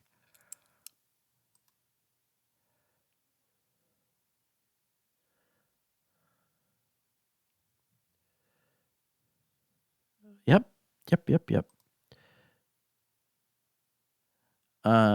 You get two full portions of um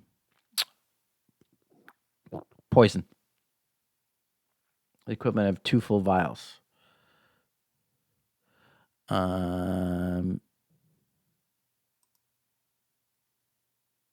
and then you get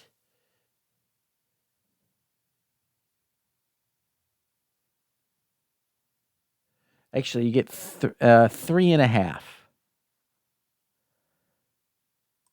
I don't know if mechanically, I don't know if mechanically a half if a half works. If it doesn't, go ahead and just take four. Because I can't remember now if how the mechanics of that work. I think you can do 10 arrows with one vial.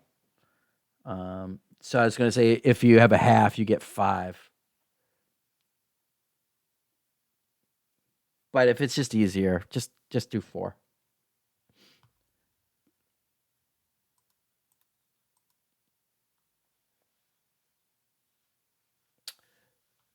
Y- Yeah, yeah. That's if you would, that's great.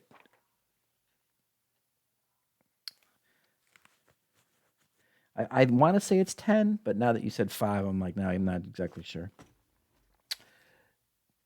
It's a seldom used rule, which is surprising. Okay. And that doesn't take you very long. So you have plenty of time to craft a map if you so choose.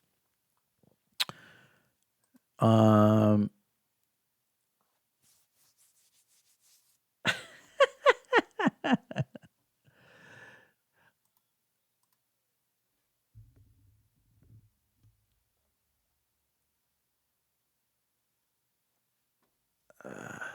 okay.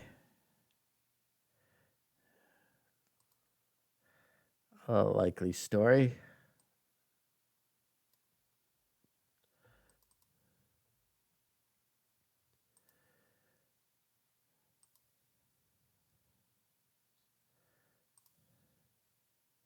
Oh, that's it, huh? Okay. Wow, I really had that one wrong.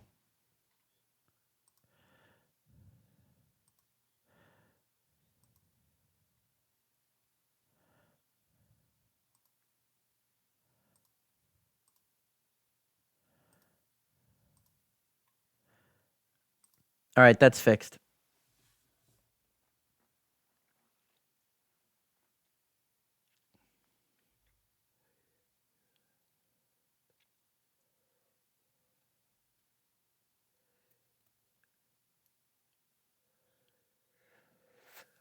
Okay.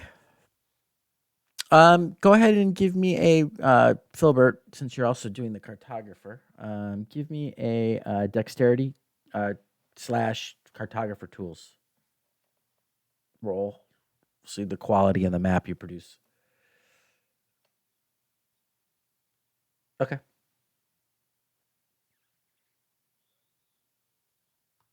Yeah. So it's a very serviceable.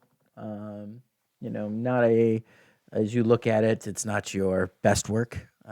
But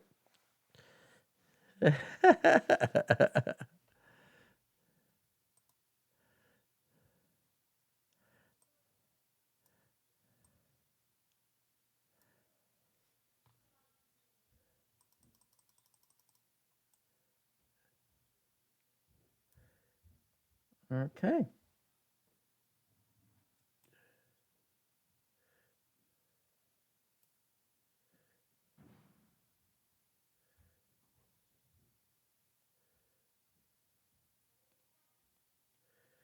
Um,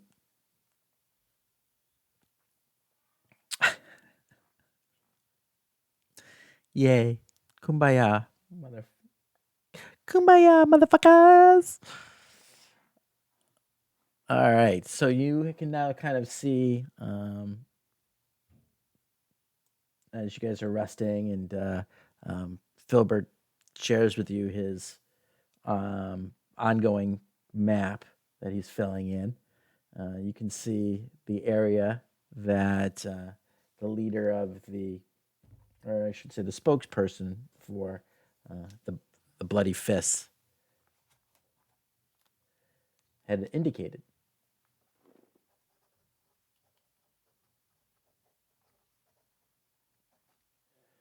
Is anybody else having trouble hearing me, or just John and Tara? Okay.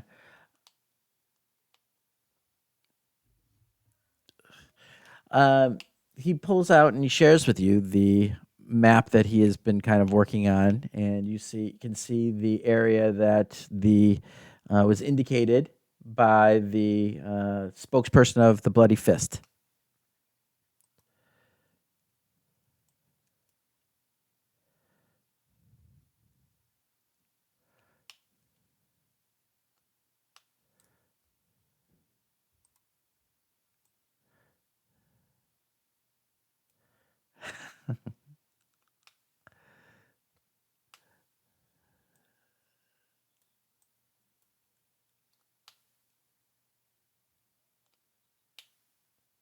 Is that uh see, that's a good point, and let me fix that. I Yes, I see. Yes. It certainly is, and he has a meaty finger, but not that meaty.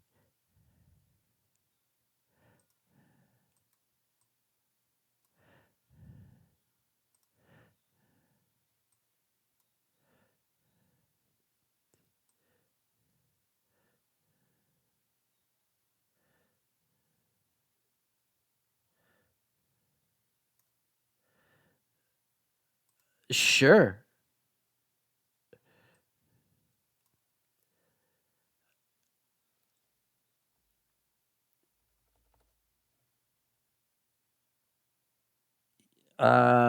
With a 19 history on that, you will know pretty much everything that you can remember from the Crystal Shard. How's that sound? Without looking it up.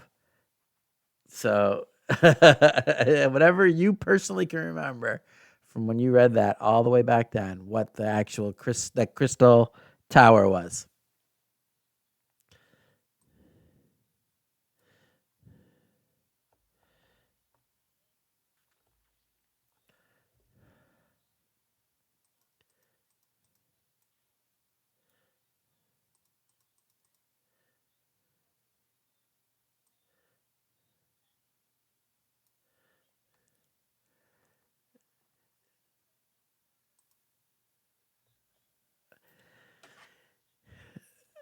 Um,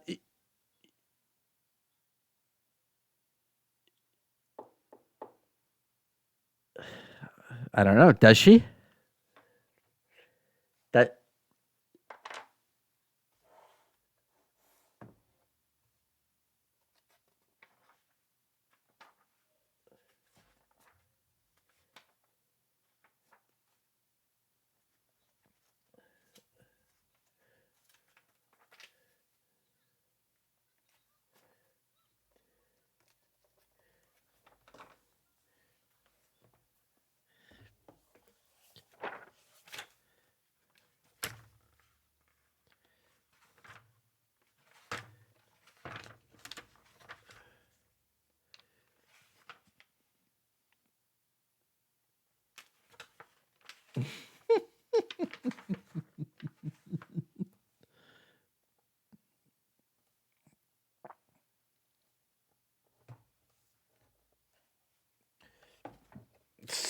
says the girl who constantly tells the story about punching a fish in a pub. Uh, I don't think anyone's going to argue with you.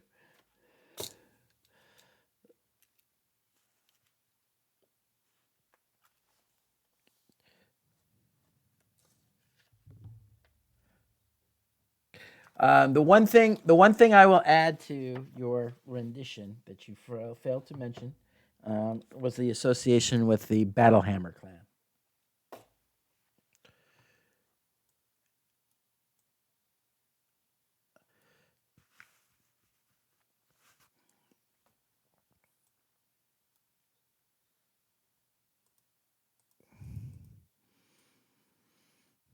Well, you know that your interaction was to retrieve a sled of ore that was mined by the Battlehammer clan in the Dwarven Valley, below Kelvin's cairn. And so that's the only interaction that you've had with them, is that those ingots of iron were stamped with Clan Battlehammer's logo.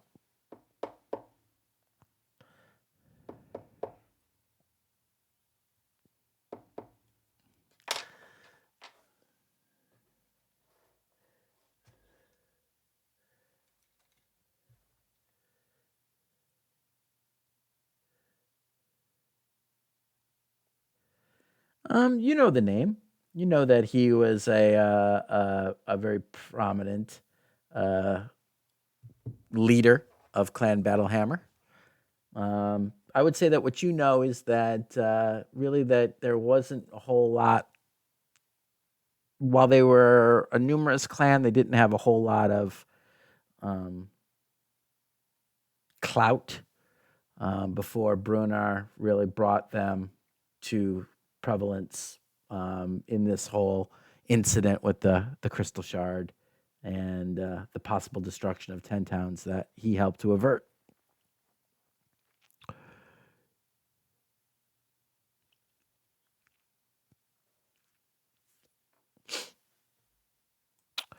All right, cool.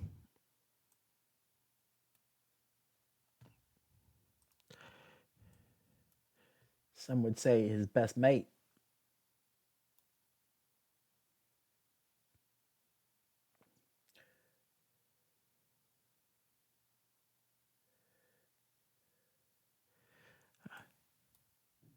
All right, so Winzira, as you focus in on um, this kind of sound that isn't a sound that seems to kind of keep reoccurring to you, go ahead and give me. What am I going to have you roll? What should you roll for that? Hang on, let me. Oh, damn it. That means your thing is on here somewhere, and I don't know where it is. Hang on, I got to change to a map that's dark so I can see. Oh, there you are. Problem with the white maps is that I minimize you guys' character sheets, they get lost. I'm like, I can't see anything. I used to be able when it was at 65 inches. But man, it was like seriously hurting my neck. I was having to I'm looking up like this. I was it's like I was 7 years old again and watching Star Wars from the very front row of the movie theater. And afterwards I couldn't move my neck for like a day and a half. It was the last time I ever did that. It's too bad. So Windsor, I need you to.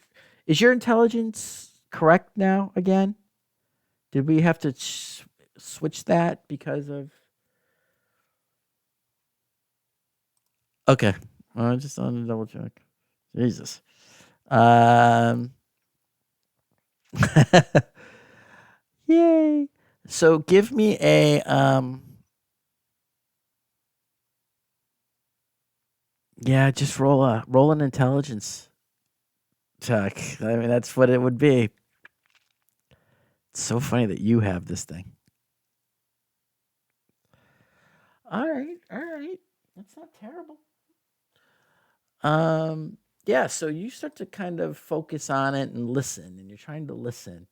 Um, and it seems like every just under say 40, 45 minutes or so, you seem to kind of get a little something from it. It almost seems like there seems to be a pulse in the crystal, but it seems to be echo in your own mind where you're kind of you're feeling almost like a little bit of pressure, and as you focus on it, you almost can make out a reoccurring sound, but sound isn't the right word, but that's what you deal with. So you kind of take it as almost like a sound, um, and not something that you recognize um, as any kind of anything else. Um, and it does give you you get a slight sense of direction, um, which I will tell you is which direction from you in just a moment.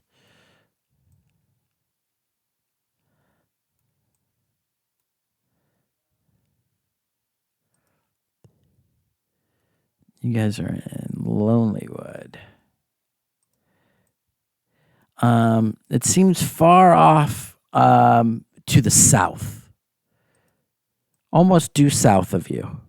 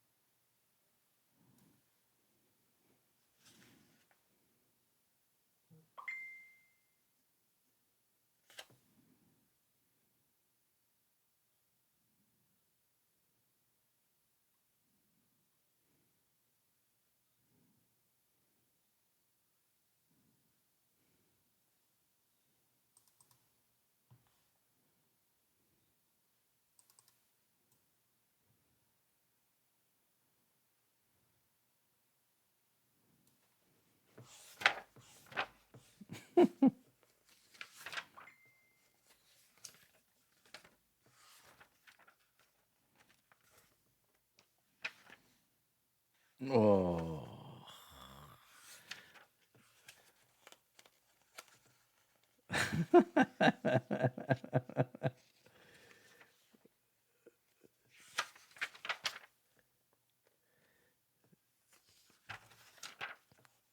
Yeah, we're pretty woke.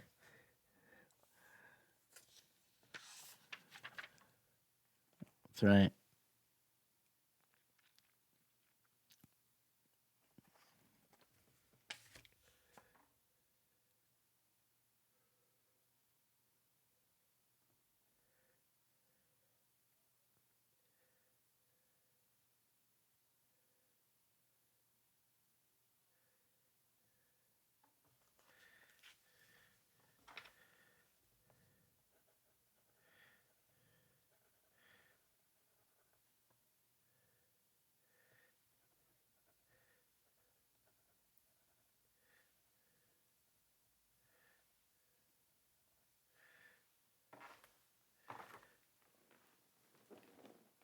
It was a girl.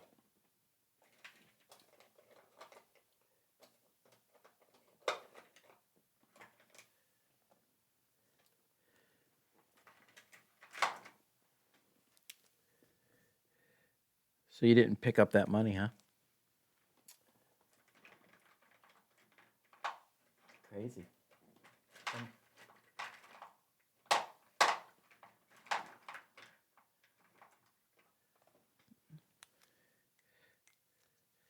She might be there still.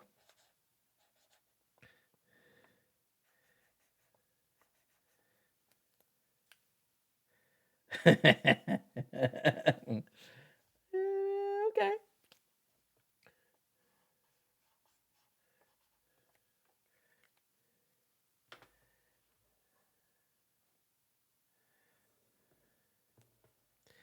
Brim Shander.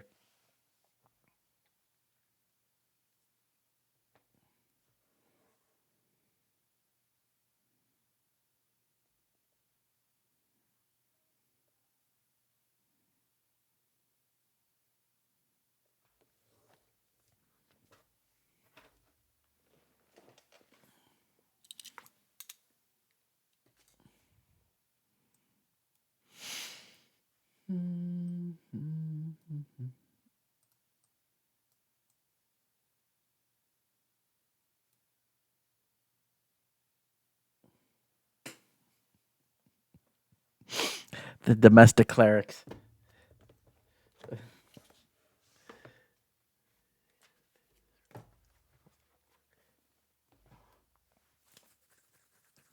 I'm just gonna have to put an NPC in this party so that I can have quips. Uh, no other reason. It's-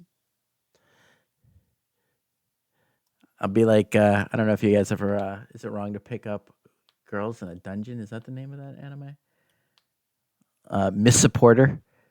That's all she does is carry the big backpack around and walk around and tell everybody how stupid they are. It's pretty funny. We need that kind of NPC.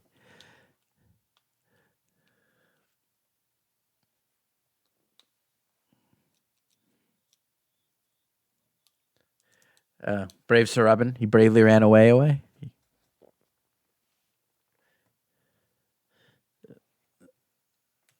Yeah. I did not.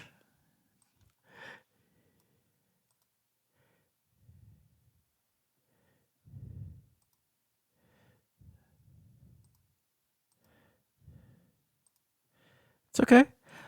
Does anybody need a bio break? It's we're about 2 hours, a little over 2 hours in. If anybody needs one, we can take five. Okay. We'll be back in 5 minutes. 5:10, whatever. All right. So you guys kind of get settled in. You do your tasks. Um, the main floor, after your efforts, looks pretty well um, habitable, considering there's not really any furniture or anything like that. Um, but you definitely get it's much cleaner, and all the cobwebs and um, the big piles of snowy and snow dirt, if you will, have been swept up, um, and most of the broken boards, broken furniture, and broken shutters have been gathered and piled up for firewood, which has been burning throughout the night. Um, you each are able to accomplish your specific tasks, and as you get bedded in, um, Wenzira, although while your conscious mind seemed to struggle with making much sense, you do have another dream in which you kind of get this rhythmic sensation. And now that you've been thinking about it and concentrating on it for some time, becomes a little bit more clear. And I'm just checking on one thing here before I tell you common and goblin. Um, you kind of hear this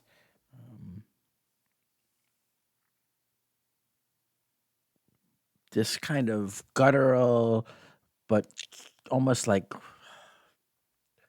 wet kind of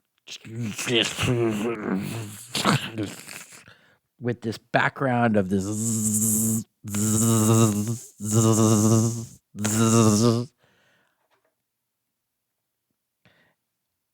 and it seems to kind of go on for a few minutes and then stop, and then every 45 minutes or so you seem to hear it again, but it's very very very faint, very distant, and it's only really you noticing it as you're half asleep and coming back into consciousness or whatnot.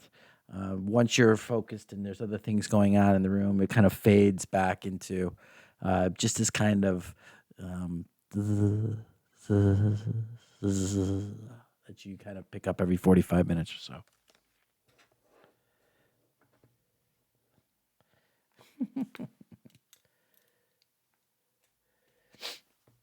You did say in your bonnet. I thought you said.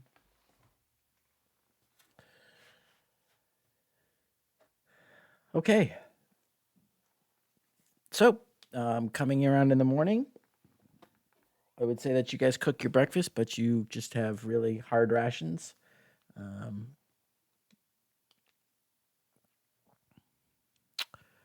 so, update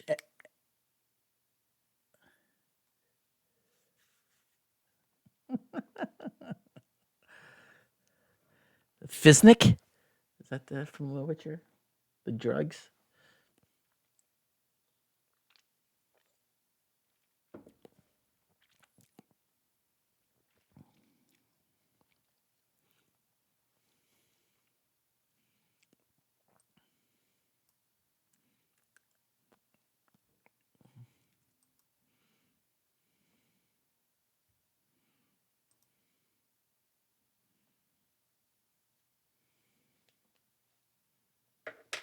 Did you?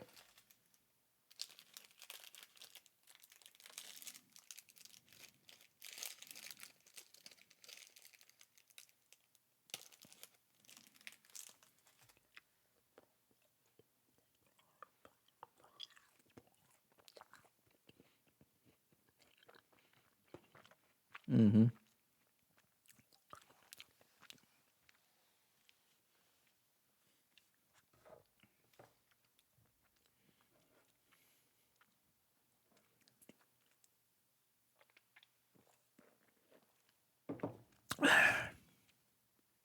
All right.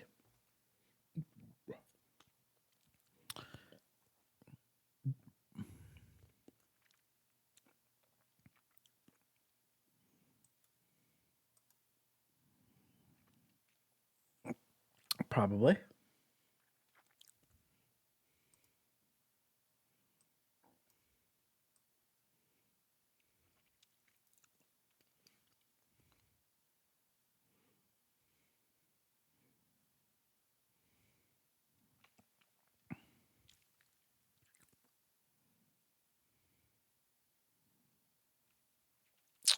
Correct.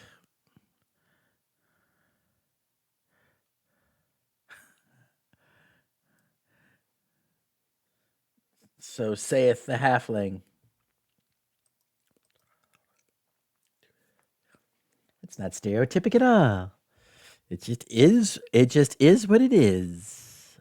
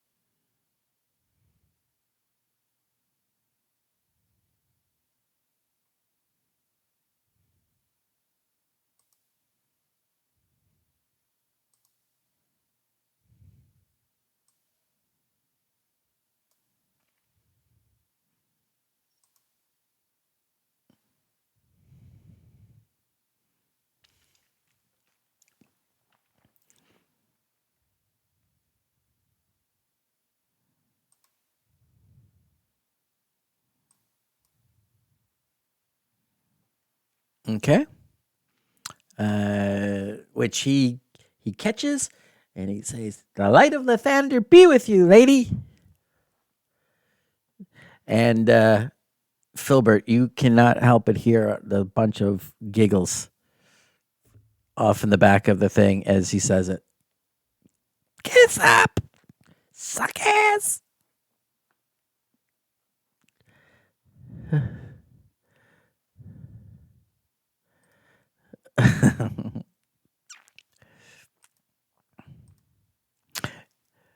Oh, thank you, sir. May your knives ever be sharp.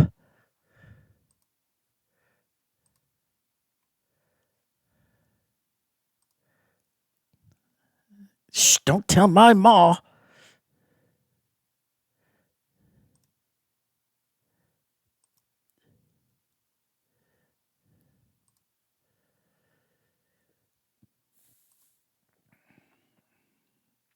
Cool, cool.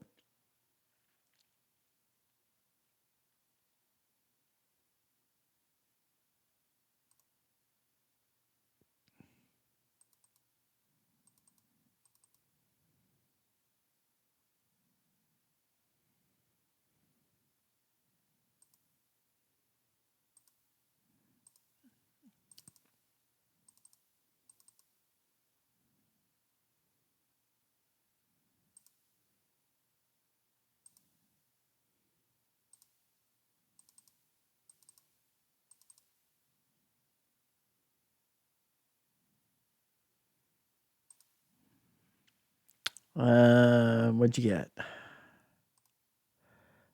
got a weasel. It's a regular sized weasel, right?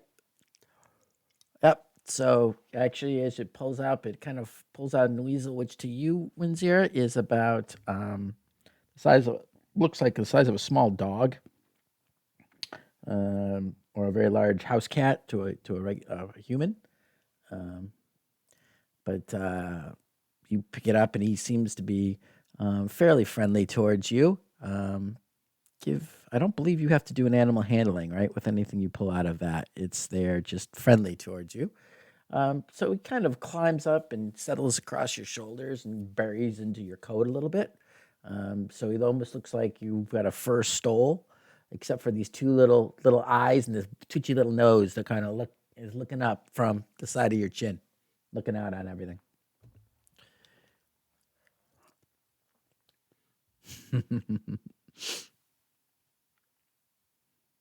All right. So you now have a weasel stole. Um, just don't make it laugh.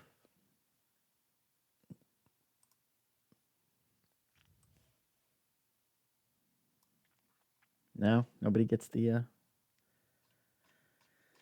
reference. Uh-oh.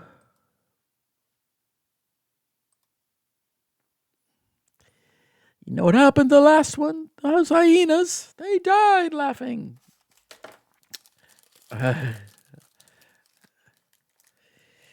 Please.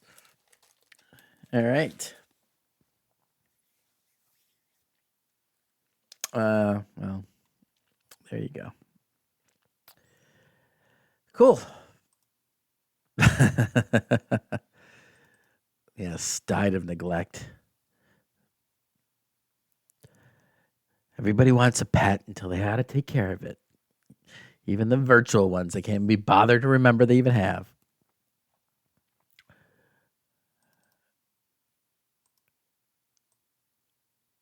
Of Matt, yeah, Matt should have killed him 40 times over. Every time she was submerged in water, that thing should have been dead.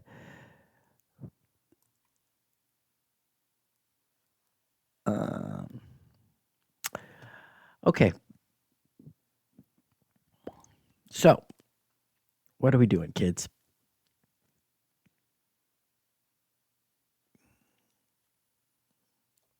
All right, yeah, you guys were able to get the breakfast. You did not see any members of the Bloody Fist at the Lucky Liar. Either they were still abed or had moved on already.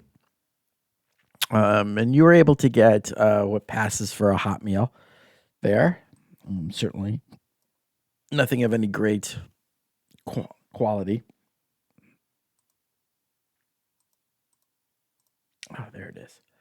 Um, but a filling meal nonetheless. If you each could deduct a silver piece for the meal.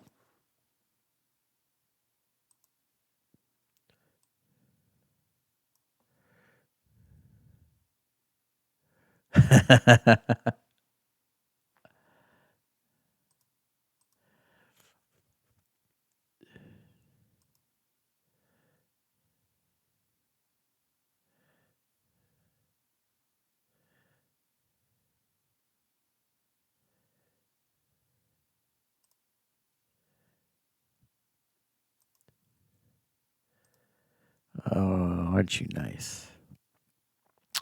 You come back here real soon. The heroes of the White Moose are always welcome here.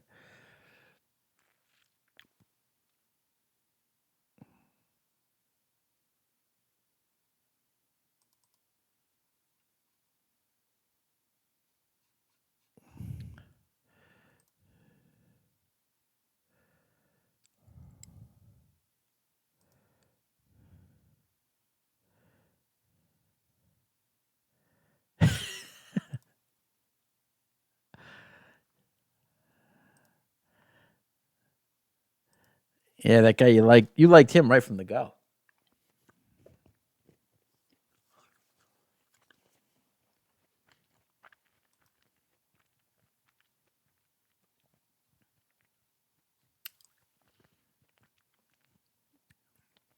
I do.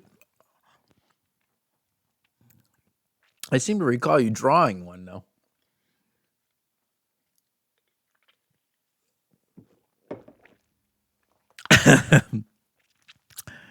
All right. Well, there's that.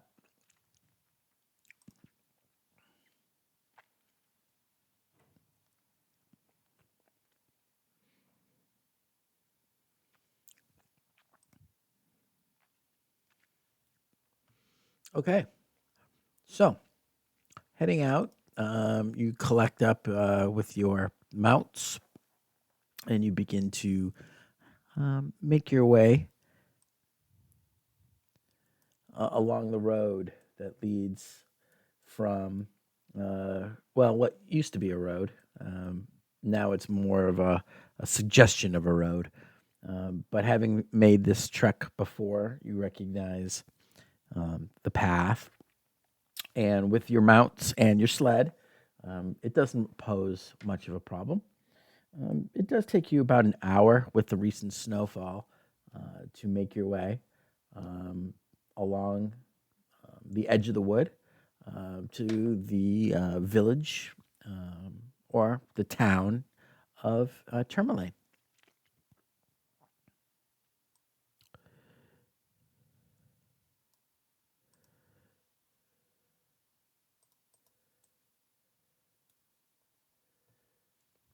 That's just silly.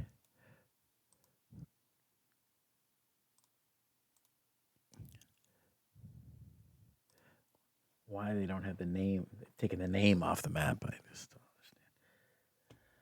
All the stuff that I added back on, if you notice, is now off. So give me a second while I add it all back on here.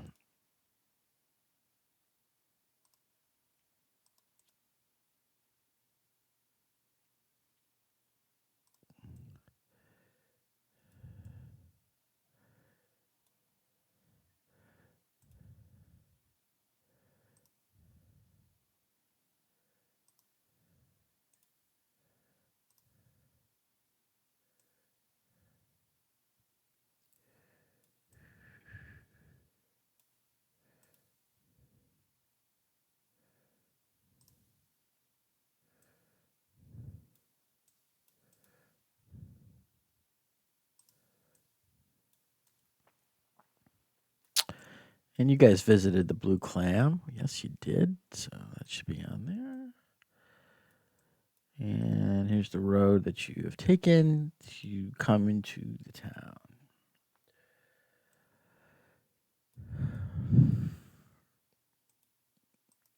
Okay.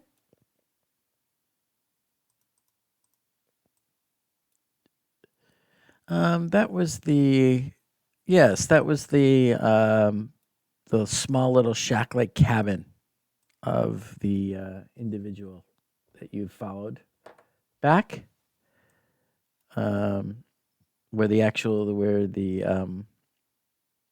speaker actually lives, and that is the little storage shed that he gave you supplies out of and put your mounts up as you made your way to the gem mine.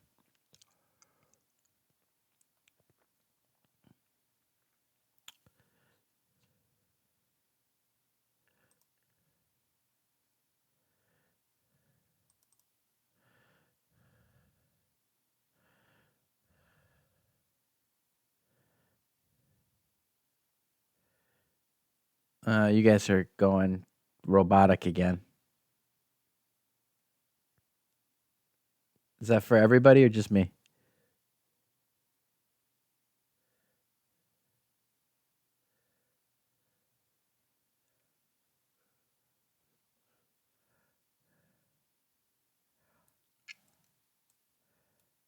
Yeah, you guys went full robot for a moment there. Yeah, you got a little bit better. Woo!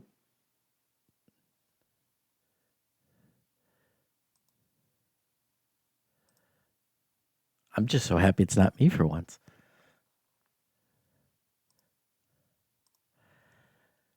I can hear you.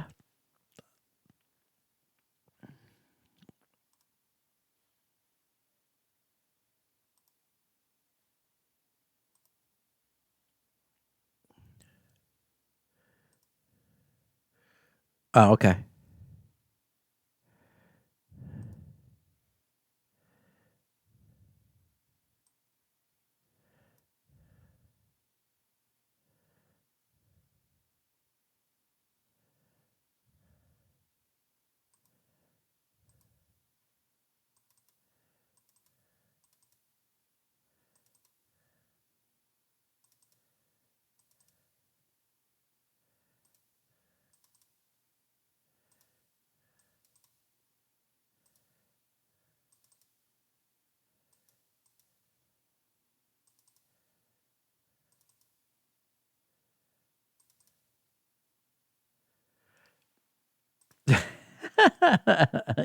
Yeah.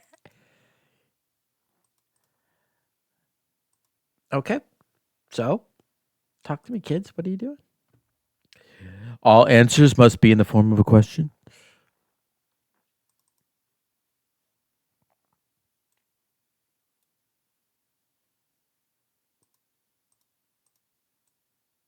Okay. So you're gonna head over towards the town hall area.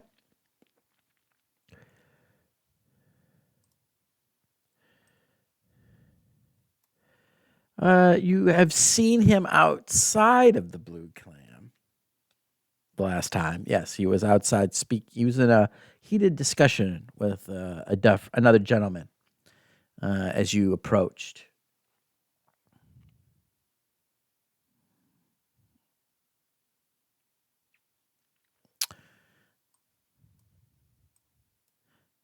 Um, so as you approach the town hall, um,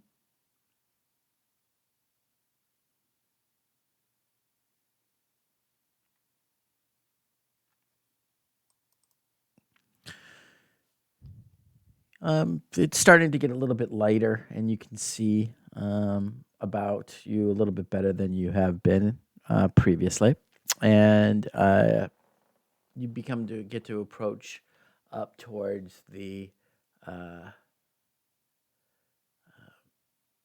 and you actually see a corpse. It looks like laid in a box that has been kind of propped up next to the um,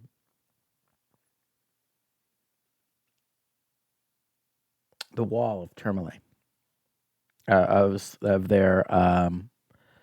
uh, their town hall.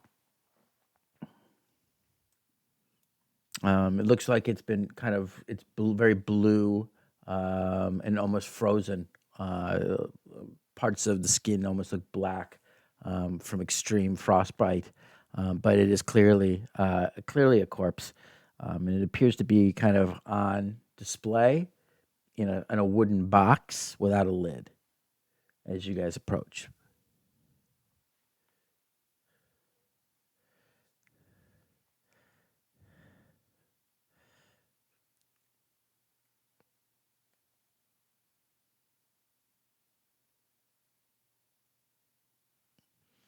Roll perception.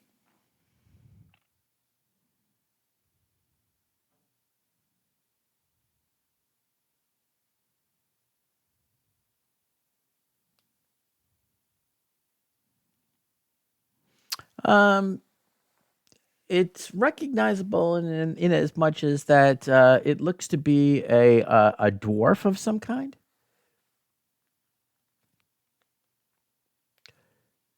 But other than the dark hair, um, you can't quite make out too much. He's been stripped down to small clothes, so just kind of a loose linen shirt and kind of breeches, but there's no kind of armor or any kind of clothing that would indicate anything. But dark, like kind of blackish grayish hair, long, looks like it had been pulled back into some kind of braid, a matching colored beard, and heavy eyebrows.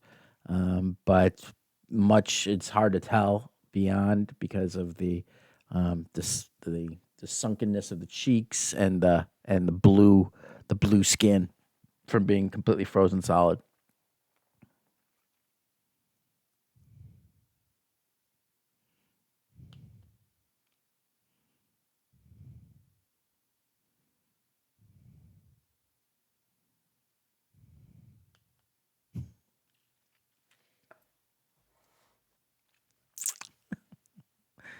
Three, that's three.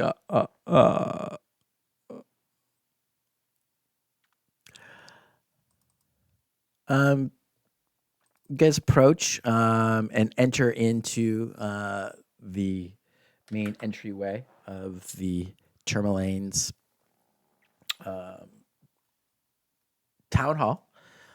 You guys recognize it as you fought a battle with a ghost of a dead um, botanist, I believe, who had been possessing a kobold. So you somewhat sheepishly enter, knowing that you'd made a pretty big ruckus here in the speaker's main chamber. Uh, Sorry, I'm just looking for where the hell is that map? I know I made it. Sure as hell would have this.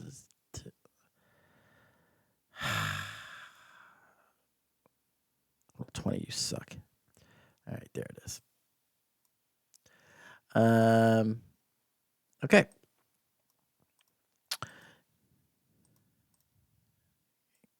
2 seconds.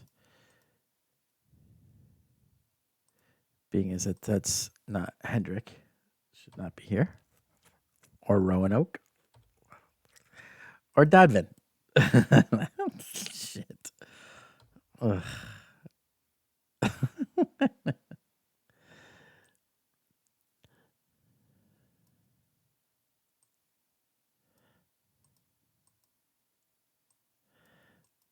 Yes, what is written, Joe?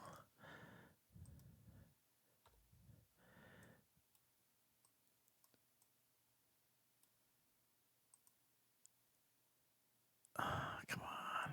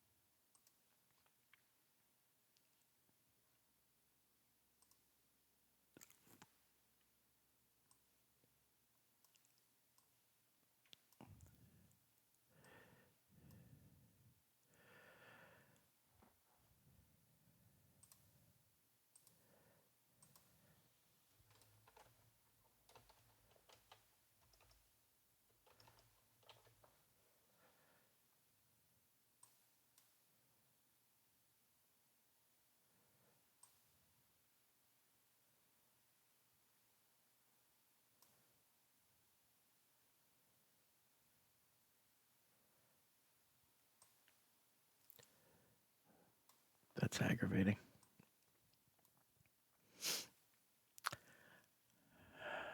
All right. Thanks, guys, for your patience.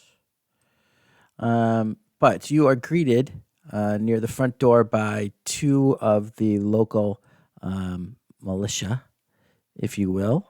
You recognize their. Oops, that's not right. And they escort you into the main sitting area of the speaker, and immediately Oris Mashu stops what he's doing and jumps up to greet you and asks you in and welcomes you. My friends, you're back. Please come sit. What may I do for you? Take off some of the chill and tell me.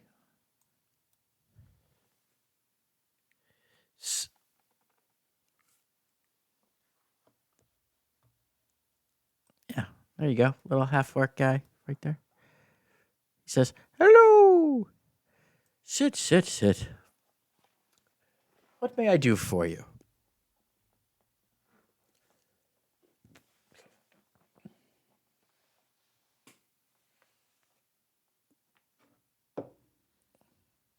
Ah, that is one of the mysteries that we are trying to unravel. We captured, well, I should say captured. He was slain while being attempted to be captured. A most elusive fellow seemed to have the ability to become invisible. He was caught trying to enter into this here hall, and we caught him rummaging through some of our documents. Our very effective guard was able to foil his attempted burglary, and he was slain in the process of trying to escape, not before causing quite a bit of ruckus. This room has seen quite a few fights, I don't mind telling you. But few had the ability to become twice the size while they were in battle, as he did.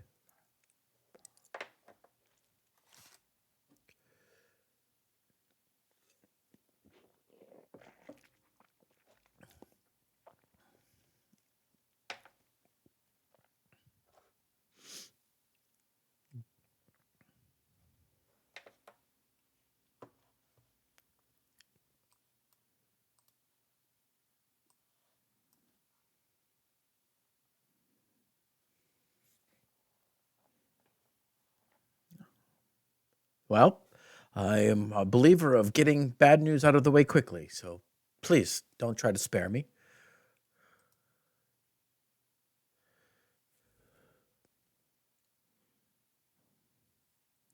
Yes, abrasive little fellow.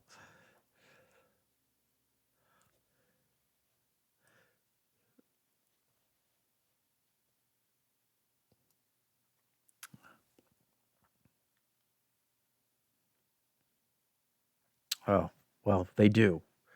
Um, that is sad news indeed. Did he die well?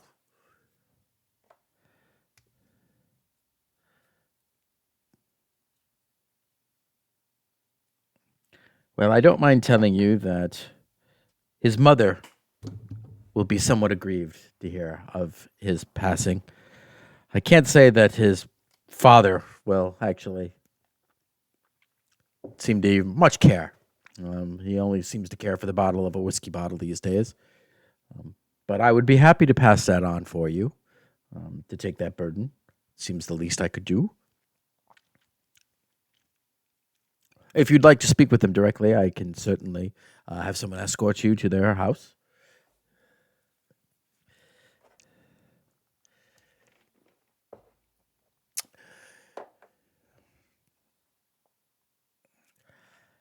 Yes, Henrik's father, Halton, is not someone who I would like to thrust upon anyone who's done the town the service like you already have.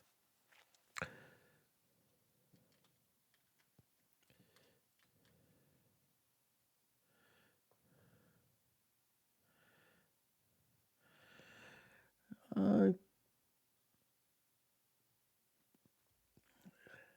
uh, Dodvin, no, he did a fantastic job helping to organize and set up the commerce with the goblins. Um, he was instrumental, as a matter of fact. Asked leave to come find you and join you. I was actually quite surprised to see that he was not with you. Excuse me, kobolds. It's a, it's a, it's a bit of a Mordecai's slip there. Excuse me.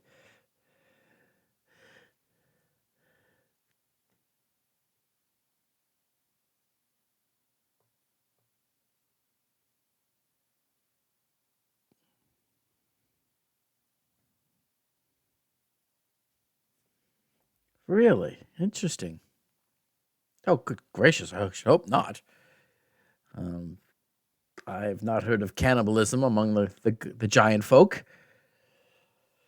Would hate to have that kind of rumor. I have enough rumors abound. I don't need any more.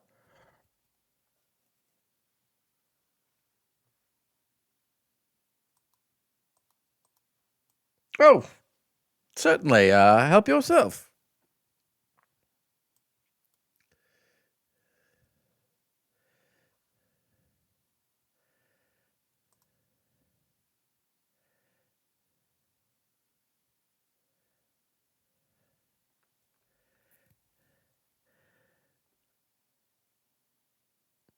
Well, it's we have been keeping an eye on Targos after your insight that you were kind enough to share about the speaker's interference with our town's business.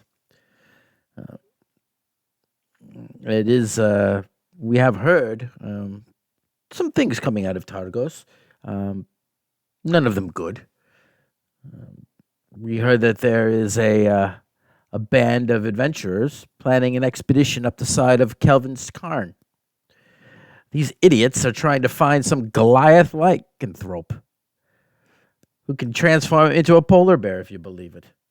I can't imagine that that is of any good purpose, knowing the Targon, and that you killed a polar bear that is a were polar bear?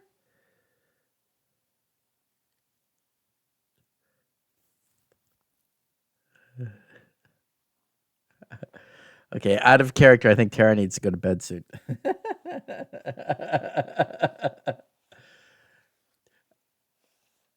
No, no, no. I recognize that that tone from late nights after fair of really, really tired Tara. No, you guys fought an awakened polar bear. So this is actually, and you would have heard of this. This is a legend within, is a out of character here. Um, all of you from Ten Towns would have. So actually, just the two of you. Um, Winsira, you wouldn't really know about this too much, and Philbert, you wouldn't know this at all. But the legend of a Goliath who is also a were polar bear. Um, by the name of Oyaminara. Oh my God. Oyamin Aratuk. Can't make that up. Oyamin Aratuk um, is a very famous legend and sightings of Oyamin Aratuk uh, are almost on par of modern, like our world's legends of Bigfoot or Yeti, if they actually see him. So jumping back into the speaker, um, yes, it is a little bit disturbing, as much as it is almost fantastical that they actually would be attempting to elicit um, this lycanthrope for God only knows what kind of nefarious means. Judging by the information you have given me, it's pause for some concern. But we're keeping an eye on it. I have my own means of gathering information outside of Tourmaline.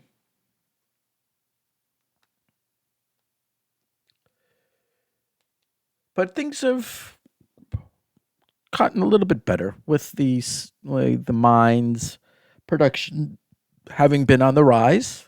General morale is somewhat improved, and that is in no small part to thanks to some of you in this room. Although I do miss my my vase, but can't be helped.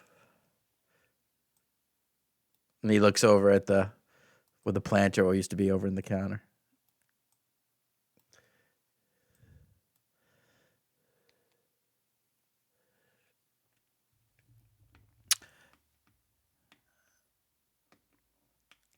Yes, but please have some cookies.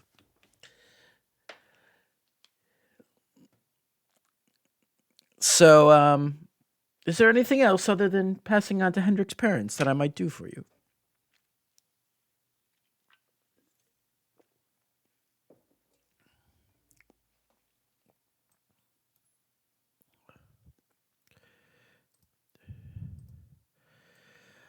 Uh, we have not, but I must tell you that as we approach the evening tonight of the offering, um, things are quieter and people are more withdrawn into their homes and whatnot. So he may even be in this city, and unbeknownst to me, it is possible. The day of, and leading up to the night of the sacrifice, it is much subdued.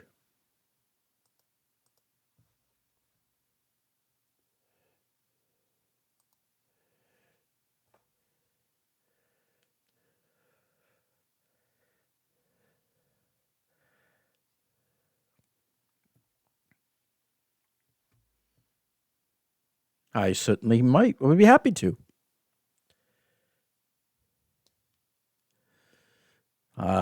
Allow me to get a quill. Purple monkey who washes dishes. Gotcha. I have no doubt.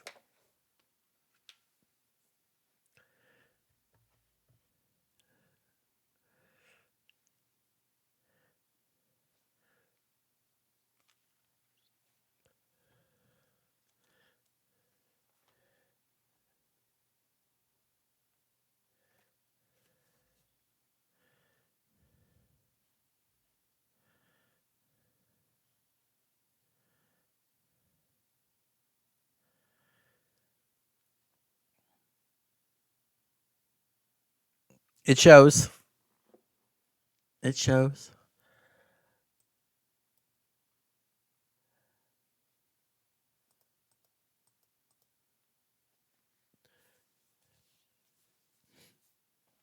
Well, it's you. Yeah, your 5G is all canceling it out. That's why you're talking like a robot. You're the command bot command center is trying to override your programming. Yes, buy more Microsoft. All right. So as you guys go to leave and you say goodbye, we could just it's 10:30, so a little bit early, but we can stop and call it a night there, and come back when people aren't vaccinated and are fully interneted up.